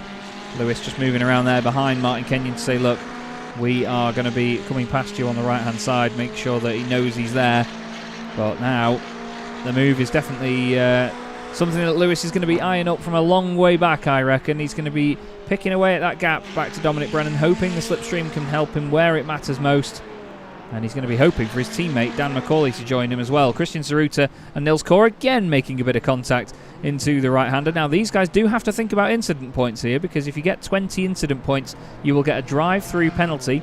And if you get 30 incident points, you will get disqualified from the race on the spot. I'm afraid John Roberts has had an accident, and it has meant that his race is over. Is that out of fuel? Let's have a look. If we go back to on board, it doesn't sound like it's got fuel low. Is that on the I think that's dashboard oil pressure low. I think that is. Heinz Mayer's also fuel low. I can't quite see. Heinz Mayer's come to a stop as well in the Porsche. He's out of the race, so not quite sure what's gone on there, but I think some of them maybe haven't had fuel go in during the pit stops, or they've had some sort of issues. There's been a purple sector 4, by the way, on that last lap by Lewis Ward, so he's really on a mission now, chasing down Dom Brennan. He's got 3.6 seconds over Dan McCauley, but still, Dan is up there, still scoring the points. I think with his injury, again, just credit to Dan, we're not going to go on about it all race, but he just needs to think about the fact that Mike Horder is there as well. And I think it's going to be an interesting one to see if Mike can just take a couple of points away from Apex Racing Academy come the end of this race, as Byron Crawford is off big time in the wall, one of the championship sponsors, into the barriers. John Roberts says the pit crew weren't out. He ran out of fuel. So yeah, he was out of fuel after his first stop. But Byron Crawford, from blinds to go, has just had a massive accident here, Ed. Easy to do this at turn 1. Is he going to collect the gravel? Just overcooks it on the way in and onto the gravel. It spits him across the circuit. Thankfully, there was no one close to him when he had that moment to be collected. That was a hefty hit into the wall. And like I say, we have a fast repair available to the drivers, only the one, so we'll be able to tow and get that sorted out to carry on. But like I mentioned, that is a big incident and one that's going to really dent his chances of getting a good result here tonight. Good result on the cards still for Christian Saruta and Niels Core, as they're comfortably in the top 10 and chasing down, if they can, Mike Horder, who actually, after the pit stops, extended his advantage to the drivers in 6th and 7th, and might continue to do so if Saruta and Core carry on battling as they have done for the first half hour at least. So this is good news for Boosted Jericho and Mike Horder to get some good points on the board during the first round of the championship. Boosted Jericho, let's have a look at his teammate. That is Ben Gregory, and he's currently in 13th place, so it's still solid points coming through for themselves at the opening round of a championship. The worst thing you can have is to essentially have an on-finisher, which I think the reason mainly driving Dan McCauley on. He's still doing a very good job, like you say, to get some points for Apex Racing Academy, and also for himself as the season goes on with so many quick drivers here in this championship. Whilst Simon Povey is winning this race here tonight, he could quite easily be finishing in 5th or 4th, just on pure pace, because of the level of competition that we've gotten over the seasons. It gets quicker and quicker up the top end, and you really have to be at the very apex of your game to get the race wins here now. You really do. That's why I'm not racing anymore, because I'd have no chance. Season 1 was a lot easier. Now, no way. Not with how quick Simon's gotten. I love that. The Andrews are having a battle here. The Team SRM A and B cars. That is Andrew Shepherd for Team SRMB going past us. No. That's one of the cars. Is that Simon Povey? Oh no, what was I just saying about how quick Simon Povey is, how good he is? Deary me. I've cursed him. I've absolutely cursed him right away. I hate you. Oh, he's gonna go. Oh no, he's pushing so hard though, and that's what he needed to do to try and extend the gap, to get out of slipstream of his teammate, and to just break away and win the whole thing. And now it's just fallen apart. He's all the way down in 9th. Unreal. What was I saying? He was going to be winning the race. He's on pure pace, and now all of a sudden, it's Dan McCauley and Lewis Ward for Apex Racing Academy. And Apex Racing will be leading at least the team's championship, but Dominic Brennan, in a new car at the start of a new season, is in perfect position to win. But let's not forget Lewis Ward. He's been hanging back all race long. He's had numerous chances to overtake Simon at the very start of this race for the first 20 or 25 minutes from that first stint. But he was lifting off, saving fuel, and that was something that Simon was acutely aware of, is the fact that when you start essentially the final lap and you've got a car right behind you, there is very little you can do to stop the slipstream from letting them just blitz right by you. So that's something that I think Dominic Brennan has to now really focus on keeping his attention towards, as Lewis Ward, fastest lap of the race so far. Is there anything that Dominic can do to keep Lewis at bay? I'm not sure whether Lewis is just doing that to catch up with him and whether he's going to sit there or not. I'm not sure. I was going to just reiterate before that points go all the way down to 20th position in this championship. Niels Core is back into the pit lane, seemingly very early there. He's only in for 7 seconds as well. I think he's taken an early splash and dash here, so he's not battling with Christian Saruta. I think that's a bit of a masterstroke there. As around the outside goes Lewis Ward. He's absolutely saying stuff it. He's not going to sit there. He says, watch this, Chaz. You think I'm going to sit here, mate? I'm not. Dominic Brennan, great to race against. A real fighter indeed. Really lovely guy as well. He hates Discord. There's something I know about him. but he's really fighting now, and Lewis Ward goes through. Lewis Ward, reigning champion, takes the lead of the race here at Mid-Ohio, inspired by seeing his main rival from last season, or one of, I should say, Simon Povey, bin it at the first corner. Lewis Ward has lit the afterburners on the McLaren, and they literally are afterburners, and it's car 1P1 here at Mid-Ohio. So there you go. Apex Racing Academy leads. Spontex CDM Esports scourers. Dan McCauley in third place for Apex Racing Academy. Still has 4.5 seconds over Mike Horder. Simon Povey now is on a mission to try and recover what places he can. Johnny Elia is the next car ahead. Then it's Callum Brandt, Christian Saruta, Mike Horder. When you read out that list, Ed, and you consider the fact that there's a good couple of seconds between each one, you do think, even though we know that it's Simon and how quick he is, you think that's a very tall order in 22 minutes. Yeah, that's so tricky. But I just want to see that move from start to finish by Lewis Ward, because of course we do have the extra prizes on offer for Move of the Race, and this was it all the way around the outside to then get the inside. But the defense from Dominic was really great. He gives plenty of room. They squeeze together on the exit, but then look, the fight up the inside to try and challenge back. He almost gets the move done, but the drive out of the corner just isn't there, and Lewis Ward is able to hold on. That was lovely stuff. Brilliant driving by the pair of them to keep the contact at bay. But Simon Povey, dearie me, that was just the worst thing that could have happened to him, was that little mistake, pushing a bit too hard.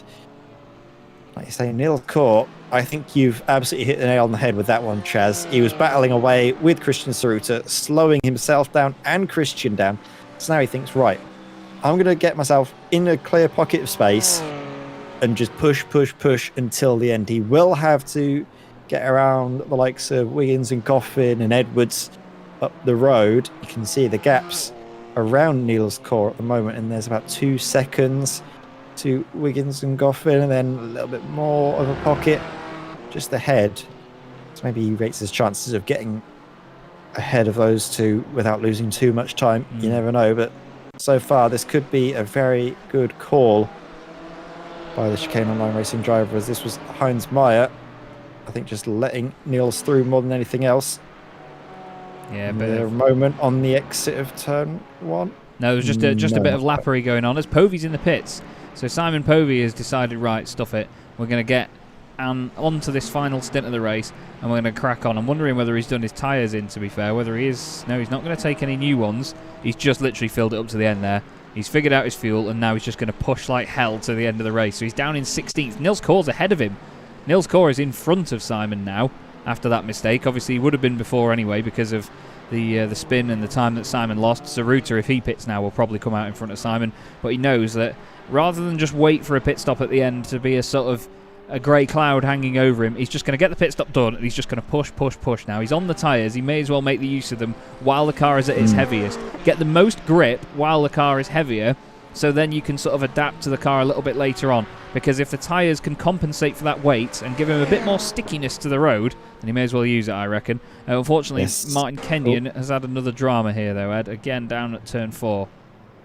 Oh, so tricky. And again, we've seen that happen to him earlier on in this race. It's a difficult corner for him. I mean, every single corner is difficult for all of the drivers here. It's such a technical circuit, but like we were talking about, the gap between Simon Povey and Niels Core, around about 6 seconds. Even if he is able to make that gap up in about 20 minutes, I don't know if he'll be able to pass him, because the straight line speed of that BMW and the defensive driving that we've seen from Niels Core, he's a very difficult driver to try and pass. I'm not sure if Simon's able to do that. Yeah. So we'll have a obviously watch over the course of the evening, over the course of the next 20 minutes. But again, I think this could be a very tricky night for the Season 1 champion, because it's not getting off to the start he wants, and you had to worry about if that momentum will just carry forward over the rest of the season. Lewis Ward, he'll be thanking his lucky stars, to be honest. It was just a freak incident from Simon Povey that we never see from him. No. He's the reason why he wins these championships and does so well is because he doesn't make mistakes like that. Yeah, absolutely. It's very out of character to see it, but we've seen just how easy it is to loop the car around turn 1. You know, it's a horribly understated corner, is turn 1 here at Mid-Ohio. We've got Josh Wiggins on our screen here attacking Paul Goffin in the McLaren. He's got Nils Core behind him now, putting pressure on as well in the Chicane Online Racing BMW. Great to see Austin Greatorex in the YouTube chat as well. Lovely to see you, Austin. Hope you're doing well, my friend. He's saying, come on, Christian. Cheering on Christian Saruta, who's having a good night so far. 3 places gained from where he started on the grid. And as me and Ed have continually been saying, Christian is just going to wind up and up and up as the season goes on and get quicker and quicker and quicker. As Dan McCauley's now off the road. Dan McCauley becomes the second McLaren in his few, well, not as many laps, but in a couple of laps to go off. Now, I know that Dan's on a direct drive wheel, so never mind driving normally with a broken elbow. That is going to suck, having direct drive pulling on your arms around turn 1. He's done the same thing as Simon, just touches that curb, and it's so easy for the McLaren, obviously mid-engine car, a lot of the weight over the rear axle. It's so easy to just loop something like that. And that is the caveat to driving the McLaren, isn't it? It's a fast car, very pointy, but very oversteery. Yeah, he did the right thing, backing out and reversing to get out of harm's way and rejoining. It was slower, but it was the right thing to do in order of just rejoining safely and not causing a second incident, especially with the direct drive. You don't want to hit from the side on if you're only able to, whatever, with one arm, or at least one arm, putting a lot of force behind yourself on the steering wheel. But it's what we saw in qualifying. It was McLaren domination, while the McLarens are holding all spots of the podium provisionally. It's a tricky car and one that is prone to those moments, and all of a sudden the Mercedes is now becoming more in favour. Christian Saruta, Callum Brandt as well. Callum was really caught up to the rear end of Christian. Yeah, he has. I'm not sure if Callum's going to want to fight this, though, or if Callum's actually going to sit back and save fuel, because he was one of the drivers that we said might be able to make it until the end on just one stop. And if he is, look at the distance he has away from Lewis Ward. Time through the pit lane is, let's have a look, for Simon Povey, who we know doesn't need to make another pit stop, is probably going to be about 32 seconds. They spent 9 seconds stationary. Yeah, Nils Core was about 29 seconds as well. That it's around about 20 seconds, I think, you lose going through the pit lane for a splash and dash. Oh. So he could still, Callum could find himself in the lead of this race should he not need to pit again. As oh dear, Nils Core, you're going to be losing time like that. You've had your pit stop early, but that's only going to allow Christian Saruta and Callum Brandt to just be further road if you're having battles like this. I was going to say, never mind Josh Wiggins, that was Josh Muggins. That was, he absolutely mugged off Paul Goffin and Nils Core. But Nils, look at that in the BMW down the inside again. It really does have its strengths in top end speed. But Josh Wiggins pulled off an absolute beauty here. Watch this. He sees Nils send it down the inside. Great avoidance by Paul Goffin. He says, all right then, boys. Cheers. Thanks very much. If you're going to go out there, I'll take that. Cheers. I know that he lost the place again not long after, but still very, very good indeed. Nils Core back in front. The lead battle still very close. Christian Saruta and Callum Brandt very close. And now Dan McCauley's back up behind John Barnes. This is an excellent race here, Ed. Once again, 15 minutes to go. There's battles everywhere. Potential pit stops for some people, not potential pit stops for others. Great stuff. That's great, though. Like you say, great move there by Josh Wiggins, another potential contender for move of the race. Obviously, it's one that we can highlight on the broadcast, but also one thing that's obviously self-nominated by the drivers. So if you are racing here and you watch the broadcast back and you think, oh, I had a good move, the commentators missed it, obviously just let, I'm not sure it is Heinz Meyer. No, Heinz Meyer know what move it was, what lap it was, brief description of it, and then obviously the decision is made by Heinz himself, and you might be getting yourself a certificate and a little medal going your way. So great to see that those sort of moments are being awarded. As I think, have we seen Johnny Elia move up into 6th place there? Dan McCauley getting ahead of John Barnes, actually. Yeah, Dan obviously not perturbed by his spin before and broken elbow that he's still racing on with, but he's still making moves on drivers as quick as John Barnes. John's gained 5 places from where he started as well. 13th on the grid up into 8th, doing very, very well. Martin Kenyon's unfortunately had another drama on this lap, and it was near the beginning of the lap as well. I think it's down at turn 2. But yeah, still great battles going on here. We've got the 2 Mercedes glued to each other. We've got the 2 McLarens fighting at the front of the field. Then we've got 2 McLarens fighting near the middle of the field as well. I love this. I really, really do. But I'm just wondering now, who are we going to see pitting once more while this race goes on? And who are we going to see going all the way to the end? Because I think Callum Brandt is trying something here. I think you're absolutely right, Ed. You picked it out before that Callum may be one to make it to the end without pitting again. Johnny Elia is in a bit of no man's land here, but I'm sure he'll be happy in his first race in the championship to be up there in 6th position. Oh, sorry, first race this season in the championship. He wasn't with us in season 2, but he was there in season 1, and he'll be looking forward to making the most out of this round at least. And 6th place is not a bad start to your season at all. Now, where is Simon Povey in all this? He's closing in on Paul Goffin and Josh Wiggins. I'm sure that those guys wouldn't have been expecting to see Simon behind them on merit at any point of this race, to be fair. But still, it's just one of those moments, I'm afraid. And the gorgeous, not that I'm biased, Spontex CDM Esports Scourer's car glinting its way around mid-Ohio in the sunshine here. But Simon is really on a mission right now. It may look all pretty and elegant, but I tell you what, under the lid, the virtual lid in there, Simon will be driving like a man possessed to make up for that horrible mistake that we never really see, while his teammate tries to put off Lewis Ward for the lead. 12.5 minutes to go. This is going to really throw the team's championship wide open as well. Both Apex Race Academy and Spontex CDM Esports Scourers with drivers having issues, as there's an issue for John Barnes. Big damage. Boosted Motorsport. Big damage all over the left-hand side.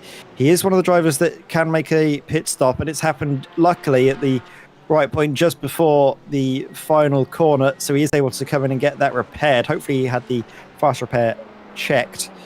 Just made a mistake. Was it on the exit, just running a little bit too wide? And that's quite a hefty whack, isn't it, into the tyre as the whole left side compresses in. The suspension severely damaged, but luckily he's able to quickly come into the pits and get it repaired. Look at this. As soon as he gets onto the grass, he's turning right to try and avoid it, but the momentum just spits him left. Yeah, as soon as those left wheels hit the concrete again, it just completely grips up, doesn't it? Throws it into the wall. He's just come out behind Ben Gregory there, who has done 2 pit stops as well. He's got Ryan Penny just in front of him there for Orris Racing Purple. Ryan's done just the 1 pit stop so far. We'll show you that on the left-hand side. TP Sim Racing asking if Callum Brandt is lifting and coasting and what's the time loss for a pit stop. Well, to be fair, even for a short stop, you're looking at about 30 seconds, 20 seconds minimum. That's even if you do a really small splash and dash. So, yeah, I think Callum Brandt really, in his current state, is he's nearly 20 seconds, actually, off Lewis Ward in the lead of the race. So it's very, very close stuff at the moment. And James Holman saying, move of the race, Wiggo. You're the first thing I'm watching on my new TV in the new house. Well, congrats, James. Hope the settling in the new gaff is all going well, my friend. Hope you're having a lovely time.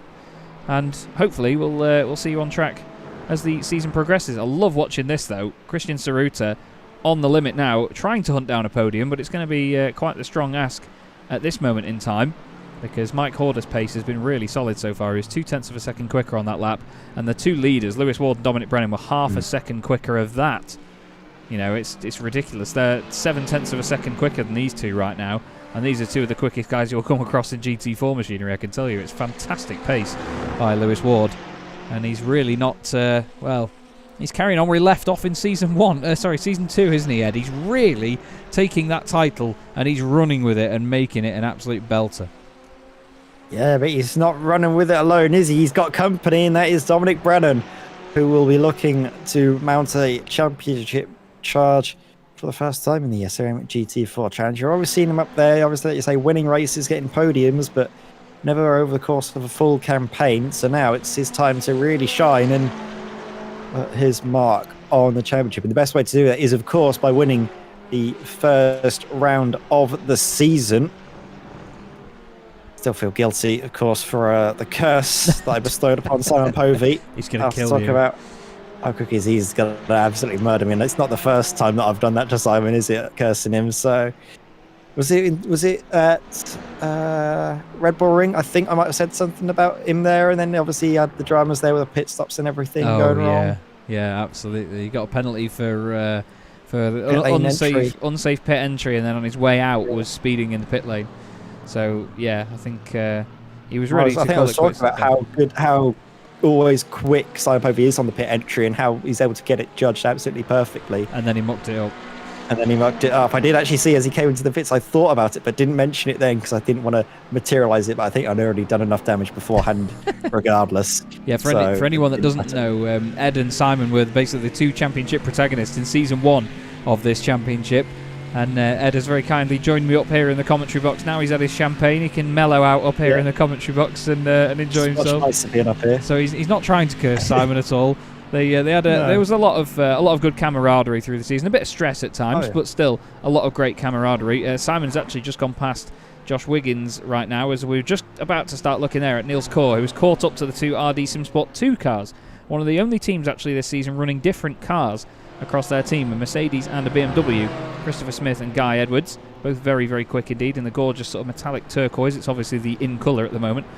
And right now, Niels Kaur has caught up to them, but he's got the challenge of now getting past Guy Edwards, who is another one that we saw is very fast at Road America just last week in the Road America 400 kilometres. It was a good race from Guy. Yeah, it was a very, very nice race from Guy, and it's good to see that he's carrying that on as the race has progressed to get himself up into the top 10. I have to obviously make it clear that I'm not going to be like Nico Rosberg, talking about how great Simon Povey is to make myself look better by finishing second to him.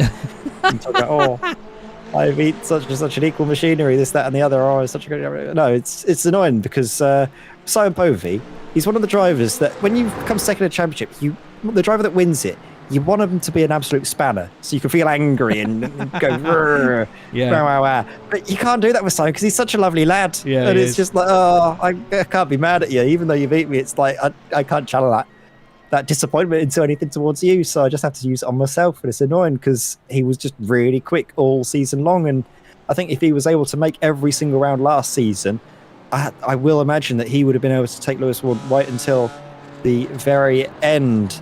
But as it stands, he's not having the greatest start to a season, and it's all about how he can bounce back from that over the course of the next 9 rounds, because this first round is not going his way and is instead going the way of his main rival, Lewis Ward, with just 6.5 minutes to go. It's Lewis Ward ahead of Dominic Brennan, and Mike Horder comes into the pits from a 3rd position, promoting Christian Saruta and Callum Brandt up into 3rd and 4th place respectively. That's even before Mike Horder comes to a stop, which just shows the amount of time that you do lose into the pits. A quick stop there by Mike Horder, stationary for about 9 seconds, 9.5 seconds if you want to be exact. Makes his way out ahead of the likes of Pete Thickett, who is in the thick of it, with Christopher Smith, Guy Edwards and Niels Kaur lining up to make a pass. Yeah, these 4 all together here. We've got 2 BMWs, a Mercedes and a Porsche. And right now, Thickett is under pressure from Christopher Smith. Niels Kaur sends it on Guy Edwards. Niels has certainly been one of the most exciting drivers of the evening. I'm not sure he's going to make all the friends in the world with some of the sends, but he's really getting amongst it, is Niels Kaur. Needs to be careful, though, running that close to Guy down the back straight. Guy just slots in front, does he? Yes, just about. But look at Christopher Smith now in the very angry-looking M4. Clearly, matte black M4s are the things to have. Then again, matte black cars just between these lot as Lewis Ward has come into the pits. Lewis Ward has entered the pit lane from the race lead right now, and Dominic Brennan has carried on for another lap, very importantly. We go back to this, though, because I think the joke of Pete Thickett being in the thick of it is definitely going to be something that runs throughout the season. Very, very close together, holding off these BMWs. It's such an angry-looking car to have chasing you down, isn't it? I don't like the front end of the new ones, I must admit. I don't like anything about the new ones. I love that generation of M4. Probably the last very pretty car BMW made, in my opinion. Now I know Simon Povey's going to kill me as well. But I'll tell you what, because Simon's got an M3 competition with the big nostrils on the front of it. Let's see if I like the big nostrils on it. I'm one of the weirdos that likes the new. I just call Simon a weirdo as well now. I mean, I love it. It's a great car. We can both be weirdos together. I love it, mate. We've still got these two. Callum Brandt ahead of Lewis Ward, importantly, and Callum Brandt is one of the drivers we think might be able to go until the end of the race. The gap is only 2.1 seconds, though, so we'll have to see. 4 and a bit minutes left to go. What will Saruta do? That's going to be one of the telling points here, because Saruta has been on a very similar pace to Callum Brandt all this time, but he's not been the one saving fuel. Drew Fletcher, one of the championship sponsors at Derbyshire Holiday Homes, is into the pit lane. He comes to a stop in the number 87 car. He will be number 26 going forward for the rest of the season. He ran 87 in a previous season, and unfortunately I was an idiot and didn't change his number. Dominic Brennan comes into the pit lane. in the Spontex CDM Esports Scourers car. We've still got this going on, though. I keep meaning to change back to this. We've got Pete Thickett at a Niels Core, Christopher Smith, Simon Povey, Guy Edwards, Johnny Elia is 2.2 seconds back. Then we've got Dan McCauley, Josh Wiggins and Paul Goffin involved as well in their own little scrap. They're just behind. Actually, Johnny's just lost a bit of time there to these guys. So he's all of a sudden under threat. Christian Sarut is in the pits now. So with 3.5 minutes left to go, he's in the pits. Callum Brandt has inherited the lead of this race. Where's Dominic Brennan in terms of Lewis Ward? Here they are right together. Dominic's in front. Dominic Brennan ahead of the Apex Racing Academy car, who's stationary for only half a second less. But he was in the pits for about, well, even still, 0.8 of a second less. So wow, Lewis Ward loses his lead again now to Dominic Brennan after the pit stops. Callum Brandt 1.9 seconds clear of these two. Can he go to the end? He's got about 2 laps left. He could win this race if Dominic Brennan and Lewis will battle, thinking that Callum Brandt, he's going to be coming into the pits anyway. Yeah. We don't need to work together to deal with this because it's going to be an issue that solves itself. Here we go. They are battling side by side. They will be losing time now as Lewis Ward tries it around the outside, isn't able to make the move stick on Dominic Brennan, who carries on in second place. And if Callum Brandt can hang on and keep going, he's just extended his advantage just a little bit now. It was 1.5 seconds. It's now 2 seconds. That was about half a second just through about 3 corners. Deary me, this could be a masterstroke yet again for RD Simsport. And this man, Callum Brandt, who was a real protagonist in last season, is Niels Core. Oh no, he was having such a good chance battling up there for that 6th position. And was it Simon Povey that he has had contact with? Oh dear, that's massive net code. Yeah. Huge amounts of net code there affecting Niels Core. He'll have a look back. He might feel aggrieved that Simon Povey pushed him off, but when he has a watch back of the replay, he will know that that was just incredibly unfortunate. There was no contact between the number 3 car of Simon Povey and himself, and that was just rotten luck. Absolutely was, yeah. I mean, there was a few moments during the race, admittedly, where Nils was not leaving all the room in the world, but that was definitely not one of those cases where he was pushing his luck there, I don't think. That was just one of those moments where the two cars sort of magnetised towards each other. Simon Povey's on a mission now. He's just gained another position. He's gone through that entire pack, you know. He's gone through all of them right now, and he's up into 6th place. What a great recovery drive this is! Big move there from Christopher Smith, side by side with Pete Thickett. I don't know if Pete's got a slowdown penalty or something, but he seems to have a really poor run out of turn 1, all lifted. Simon's now going to try and disappear off up the road, but we're only going to have one more lap after this. I can't believe that it's going to be just this one more lap. Dominic Brennan is now 2 seconds behind Callum Brandt, and I don't think Callum is going to pit here. I think you're absolutely right, Ed. I think he's going to push this to the very end because there's no point coming in on the final lap. Let's see if he does, though, because I mean, there's a chance he will, but I really don't think he will. I'm not sure. I'm so scared. I don't want to get it wrong, but I don't want to get it too right and show off. Well, no, this is where the alarm bells will start to ring for Dominic Brennan and Lewis Ward, because they were battling, thinking, oh, he's going to come in. And as the laps go by, he doesn't. Definitely now, they will realise that they have, well, to put it politely, messed up. Their battling is allowing Callum Brandt. He's got 2 seconds to play with now as he greets the white flag. He knows that he's been able to pull this off. A little bit of a twitch as he turns into turn 1. The pressure might be starting to get to him here. He just has to guide it home, save the fuel. Please, Mercedes, sip a little bit. Be economical if you can. I know you've got a big beefy V8 motor to drag along, but it's still going to be Callum Brandt. He's gained 8 positions from the start of the race. He started 9th. What a drive. And there's more drama coming into turn 1. Dan McCauley trying to get past Guy Edwards. He's got Johnny Elia and Josh Wiggins right behind him as well. There's a car off at the side of the road, which is Ralph Mayer in the Orris Racing Machine. He's had a big drama as now these guys are all absolutely throwing it at each other. There's a battle in front as well. Pete Thickett and Christopher Smith right together. Dan McCauley now side by side with Johnny Elia, who squeezes him to the inside. Oh, it was naughty by Johnny. Doesn't leave him any room at all, runs wide on the exit. We need to go back to the front, though, because Dominic Brennan is now 1.9 seconds back. Callum's really not had to leave much on the table on this final lap, you know. Lewis Ward down in 3rd place, but who would have thunk this? Jesus. Callum Brandt, 9th on the grid. We were saying before, it's really not a great start for him in this championship, and you know, qualifying that far down is not like him compared to these other guys. He was right up there in the first couple of positions. But what an amazing start to the season this is, everybody. Put your hands together, because out of nowhere, Callum Brandt wins at Mid-Ohio. What a drive! Amazing first race. Brennan second on his first race for Spontex CDM Esports. Lewis Ward next up. Mike Horder then behind. Let's have a look at this lot, because this is going to go down to the wire. Christopher Smith launches it down the inside of Pete Thickett, runs a little bit deep. Guy Edwards, Johnny Elia and Dan McCauley all wanting to take advantage of it. Who's going to send it on who? The two RD Simsport cars are side by side. Oh, Chris has really pushed his luck too much. He's going to hold them up. Is there going to be contact? Oh, he's lost time. Dan McCauley's going to go through as well. It's side by side in front. Johnny Elia across the line with Guy Edwards. My God, what a race once again, Ed. We are treated every single time we broadcast this. But Callum Brandt, what a drive. What a drive. Amazing job again. RD Simsport, they keep pulling it out. They think that, oh, well, if they're down in the top 10, just the lower top 10s, they're not going to be a threat for the race victories and probably lining up on the grid. We were expecting it was just going to be a case of, oh, Lewis Ward, Dominic Brown, Simon Povey, they're going to be battling away out in front as well with the likes of Dan McCauley in the mix. Then all of a sudden, Callum Brandt, we wonder where his pace has gone. It wasn't about the pace, it was about managing the race all the way from lights to flag. It doesn't matter how many laps you lead, it only matters at the very end. And hats off to Callum Brandt. I think he's run out of fuel and probably not able to make it until the pit lane again.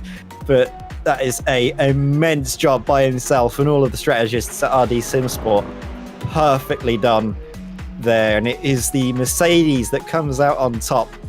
But oh my word, you predicted it, Chaz. You were the first to say you might be able to go on the one stop. I doubted you, but then as he came into the pits about 30 seconds before the halfway point, I started to believe as well, and all of a sudden it just materialized beautifully in front of our very eyes. An excellent strategy by Callum Brandt that he was able to pull off. There are only a few drivers that actually made it on one stop, and it was actually Callum Brandt and, well, his main man Christopher Smith, who also made it on one stop. Actually, the two Scooter Chicken House cars as well made it on a single stop, the likes of Pete Thickett and Blaine Sparling as well. What a fantastic effort that was, and what an amazing race once again in the Sim Racing Magazine GT4 Challenge. Callum Brandt is your race winner for the first race of the season, out of nowhere as well. 9th on the grid to take the race win. We were so amazed by the Sponsex CDM Esports Scourers cars and the Apex Racing Academy machines having this 2-on-2 fight that we didn't consider anyone was even going to start the season with one of those. You know, it's the first round of the championship. You could so easily put yourself on the back foot, but what a drive. Dominic Brennan, great first round of the championship for him. And Lewis Ward, not a bad start to the title defence at all with a podium finish. Mike Horder really makes a good stamp on the championship, starting his race season in 4th. Christian Saruta, a great start for him as well in 5th after a bit of an uneasy qualifying session. He goes from 8th to 5th. Simon Povey recovers to 6th place, but he'll be infuriated after that one. Pete Thickett, another good drive from him. He really did stick it out to the end of that. Guy Edwards next up, just finishing ahead of Johnny Elia. And Dan McCauley, well, I tell you what, a top 10 with the broken elbow even after his spin, and loads of battles near the end after getting squeezed off the road there by Johnny Elia in the last moments. That was certainly a tough one. Christopher Smith finishes 11th. God, it doesn't feel like he would have been that far down. Josh Wiggins is 12th. Niles Core finishes in 13th after his contact late on in the race. John Barnes 14th. Ben Gregory 15th for Boosted Jericho. Paul Goffin 16th ahead of Blaine Sparling, and then Ryan Penny. And then behind them we have Rob Sutherland and Drew Fletcher, who rounds out the top 20. Last car on the lead lap was Tom Weston. Jakub Szymanski goes up to 22nd place. Biggest mover in the field, actually, Jakub Szymanski tonight. 10 places gained from the very back of the grid. So well done to Jakub. Byron Crawford 23rd. Ralph Mayer 24th. Andrew Shepard 25th ahead of Heinz Mayer, John Roberts and Andy Marston. And then the last couple of cars were Kim Such, Philip Hopley, Martin Kenyon and Fausto Pinto. Well, that was lively. Once again, Ed, we've always got something to look at in this championship, though, and that is something we are really blessed with. You know, the action all the way through this season is going to be like that. It is going to be absolutely awesome all the way through. And what I want to do is straight away drag in our race winner. And I imagine he's, well, maybe not as shocked as us because he knew what the plan was from the get-go. But Callum Brandt, Callum, you must be beaming, mate. What a fantastic way to start the campaign. Nice job. Oh, yeah, it was brilliant. Another Chris masterclass who came with it again last night. I'll be honest, I thought I'd blown it because I'd missed my pit box, and yeah, I knew if I could stay in a window I would have a chance, because we sort of thought it's going to be about 18 seconds roughly for a splash and dash, so I knew if I could stay in a window I'd been with a shot. So yeah, delighted. I was a bit unexpected because I didn't really have the pace of Simon, who was just crazy quick again, as he always is. Same with Lewis and some of the newcomers. Dominic was really fast. So yeah, delighted really. Well, I mean, it's one of those circuits, isn't it, that it's hard to judge Mid-Ohio. It's not one that gets used that often for these sorts of cars. But what was it like from the Mercedes driver point of view? Because it didn't look like the most comfortable place for GT4 cars, admittedly, but you made a good race of it. It's not too bad. It's a bit like, I always think Mid-Ohio is a bit like a go-kart track. It's pretty fun. It's got enough fast corners and a couple of passing opportunities, so it makes for pretty decent racing if you can follow closely in the sort of turn 1 or out of turn 2. So it's really fun. I liked it. I mean, I didn't have too much too much battling with my strategy. I was just trying to stay as close as I could to the leaders whilst sort of saving fuel behind sort of people like what was it, Christian and Nils in the first stint. They were going pretty sort of hard at it, battling quite hard. So yeah, just try to run my own race and turn clean claps and sort of drive my fuel number really. Well, it's great to see it work out for you, Callum, and it's those sorts of amazing twists of the race that we love to watch here in the Sim Racing Magazine GT4 Challenge, and we look forward to, I'm sure, some more of them over the course of the season. We don't know when they're suddenly going to surprise us, but that's why we love it. Is there anyone you'd like to give a shout out to for tonight's performance? Yourselves, you always do get great guys in the commentary booth, so I look forward to watching this back. Thank you. All the guys at RD Sim Sport, they've been really good. Thanks to Chris for coming up with the strategy again, because again, I didn't think of it. Myself, Chris, and Guy, I think Josh all did a one-stop, so yeah, just thanks to everyone who sort of supported us and everyone for watching. Smashing stuff. Well, great to speak to you, Callum. That was a really solid performance, mate. Certainly kept us on the edge of our seats to the end, and we look forward to seeing how you get on this season, mate. Nicely done. Alright, cheers guys. Cheers. Well, there you go, Ed. I mean, he obviously wasn't as surprised as us, but maybe a little bit surprised to make it work as well, especially, like we say, I'd even forgotten that he'd overshot his pit box in that first pit stop. You know, it was just one of those tiny moments that could make such a difference, but here he managed to get away with it. Yeah, and then even then with Simon Povey making his mistake, that dropped him back into contention as well in terms of Callum Brandt obviously being a little bit closer to the leader. We have a driver in here that was in the thick of a lot of the action up and down the field, Christian Saruta for Palifi Racing, and that was a, almost trial by fire, wasn't it, for your first race in the SRM GT4 Challenge? Do you think your experience at the Road America 400 kilometers served you in good stead here tonight, because you got a good result? Yeah, I mean, considering this morning I hadn't turned a single lap at Mid-Ohio, I literally downloaded the circuit today. So you I think terrify me. Yeah. I'll take whatever I'll get after that, yeah. So maybe a bit more practice is in order, do you reckon? Or are you going to keep your system of just turning up and rocking up and getting these results and hoping it works out, mate? Because it seems to work out. Well, now we've got this one out of the way, which is probably, out of all the tracks we've got coming up, this is the one like I said, I've never turned a lap until today. So the rest of them I'm a bit more familiar with, so I'll probably spend a bit more time. I'm feeling quite comfortable with it. I didn't make two mistakes for that. There's a nice bit of argy-bargy at the beginning at a couple of points, which is always fun. But yeah, I think we have to turn up the whip for the ones I'm more familiar with, see if we can get a bit further up the field. I said it last week, I'll say it again, those McLarens are bloody fast, aren't they? They are fast, but it wasn't a McLaren that won the race, so you got to try and see if you can pull something out at Road Atlanta, mate. You've got to run out excuses.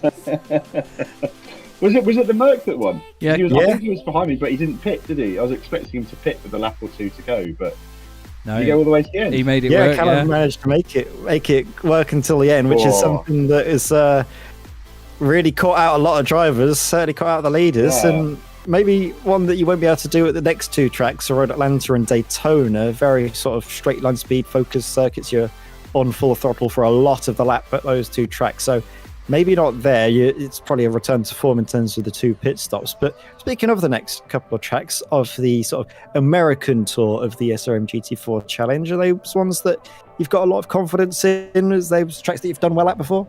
Road America is not my... Road Atlanta. Sorry, Road Atlanta is not my personal favourite. I think in the PCG B series that Chaz was commentating on, I think every time I've raced there, I've ended up in a wall, or in one case on Austin Grace Rector's roof, Yes. on my roof as well, if you remember. So not my favourite, but Daytona has gone a bit better. I'm looking forward more to the European Series. That's more my forte. Well, hopefully we'll be able to see you have good results. Speaking of, obviously, this is the first round of the season where drivers, we like to get their view on where they're going to be over the course of the season. What's your sort of aim? What would you like to have as a good result come the end of the season at Imola? Well, clearly a bit of strategizing is going to be required, because I think the McLarens have certainly got the edge on the pace at the moment, but it's been proven that with I don't know, who's he must have got James Voles as his strategy engineer in the background or something, because clearly there's a bit of a trick to be learned there, so I'll be taking a look at that. So yeah, I don't know, hopefully my top 5 would be my goal. There's some pretty quick guys in this, but if I can stay in the top 5, that would be me happy, I think. No worries. Well, we'll hope to see you up there and maybe snagging a few podiums along the way, maybe even a race victory. All the best, Christian. Before we say goodbye to you, is there anybody you'd like to shout out on the broadcast? Well, as always, my mum loves watching these things. Chaz, she thinks you and Peter are very amusing. So I'm very glad. hello, Thank you. Hello, Mum.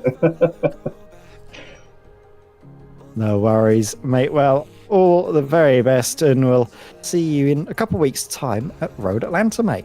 Thanks, gents. Speak to you later. Cheers, Christian.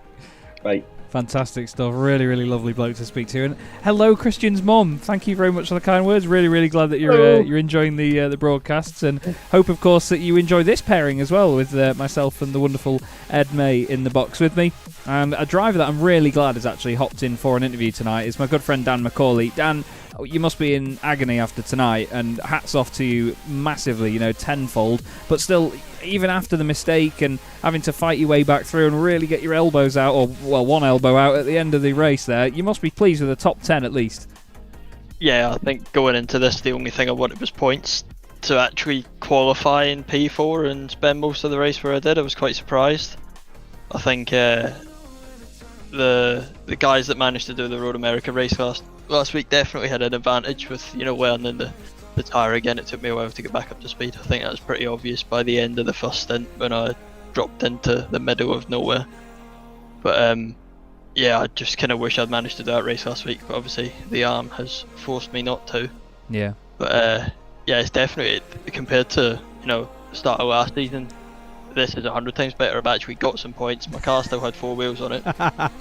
I almost didn't coming around, what was it, turn 2? I think I spent more time on the grass than on the track, but we move.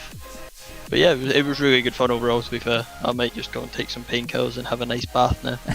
I'm not surprised, mate, because to be fair, we were mentioning it throughout the broadcast just to keep reminding people, look, he's doing this with one arm, basically. Like, there's not much movement at all in that elbow, so yeah, fair play to you, buddy. But, it's all about making sure that you're not on the back foot as the season begins. It's a real key time in the championship. Everybody always goes on about the last few rounds of a season where it starts to get wrapped up, but it's these initial ones that get you momentum going, aren't they, for the rest of the season? Yeah, I think I was probably an absolute example of that last year. Had a pretty poor start, changed car in the middle, so we were really on the back foot. I think I was down in like the 20s at one point, and then we finished the season in the top 10, so you kind of, when you finish at that, it's, oh, what could have been. Whereas when you sort of hit the ground running, it just makes the rest of your season so much easier. You're not constantly worried about where you can sort of risk a move to risk the points. You sort of know where your gaps are and your buffers are, and you have a bit more flexibility. I'm really not expecting to be racing Simon and Lewis for the championship, but if I can get top 5 at the end of the year, I'll be over the moon. Well, we certainly look forward to seeing how you get on, Dan, and of course our well wishes as well to your elbow recovering as quickly as possible. And you know the question by now, is there anyone you'd like to give a shout out to? Big shout out to Lewis. That was pretty good from him. I think if we'd thought a little bit more about the strategy and I could have done a bit more testing, then we expected it from Callum, but we didn't know how much we could save. Mm-hmm. We were sat questioning it during the race, did we try and save the 7 litres that we needed, and this, that and the other, but it was just too risky, I think. we've got a week off now, hopefully a little bit more rest before Road Atlanta, and I'm sure we'll be back on it there. But yeah, shout out to Lewis, he's always going to be at the front in this thing this season, I think. Well, like I say, Dan, we're really looking forward to it, mate, and of course the team's championship battle as well. Thank you very much for your time. Again, congrats on the points for the first round of the season with one arm, and we look forward to seeing how you get on at Road Atlanta. Cheers, guys. Catch you later. Well, to be fair, I mean, not to blow too much smoke up his backside, Ed, but really one of the heroes of the night, to be honest. Qualifying 4th on the grid and staying with those guys early on, considering he has a broken elbow, is, well, it just shows where Dan's developed even from just last season, doesn't it? You know, there's consistent improvement there, which is lovely to see. Yeah, and it's all about the comfort in the car. Obviously, the discomfort of broken elbow was, I think, lessened a bit by the experience that he had behind the wheel of the McLaren. It's nearly been almost a full season's worth of running that he's had of McLarens now, and it's certainly putting him in good stead. Like you say, very similar in terms of pace to his teammate Lewis Warden. I think when we see him up to full fitness, it should be very, very good to see him fighting up at the front of the field. Yet again, obviously with the extra week off, that gives him more time to heal and get back to his very best. And we certainly hope to see that, because, well, we know it's going to be another great championship battle. But we know it's going to be another great season when we have the likes of RD Simsport and Callum Brandt pulling off these incredible strategy calls. A one-stopper wins it here at Mid-Ohio from 9th on the grid. And in a championship where normally it's the guys on the front row that win each race, it's certainly thrown the cat amongst the pigeons and given us a great platform to race with this season. And we really hope that you've enjoyed the first round of the Sim Racing Magazine GT4 Challenge, with sponsorship, of course, coming from the wonderful Orris Digital, Crockery Direct, Blinds to Go, Derbyshire Holiday Homes, and Mydas Simulations as well. Massive shout out to everybody involved in those wonderful companies that make sure that this championship happens. Thank you to all the drivers, all the spectators, everybody that's here in the YouTube chat, Twitch and Facebook as well. And thank you as ever to the drivers for coming in and chatting to us at the end, and the wonderful Ed May for fantastic commentary once again. We always have a good laugh. That's all from me and Ed May here tonight on Chaz Draycott Media in the Sim Racing Magazine GT4 Challenge. We look forward to seeing you in 2 weeks' time as we head to Road Atlanta. Good night.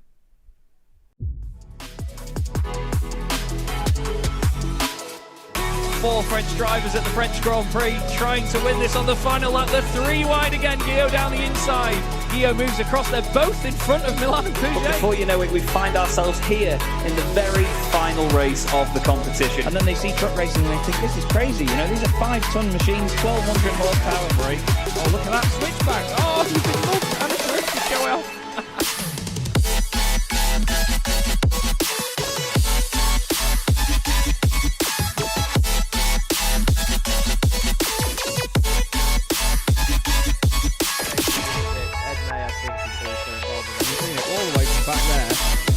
Ben Gregory now, I love it. 18.5 minutes gone. Senna Lanson tries to go for the race lead.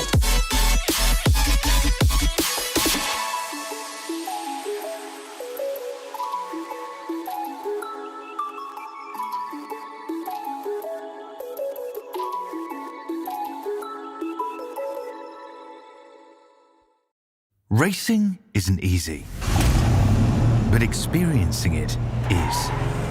iRacing puts you in the driver's seat with the industry's leading sim racing game.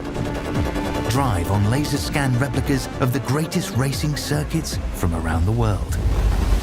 Go head-to-head against other drivers chosen by skill-based matchmaking to ensure competitive racing at every level. Compete across all your favorite series. In officially licensed cars, engineered to deliver the most accurate driving experience possible.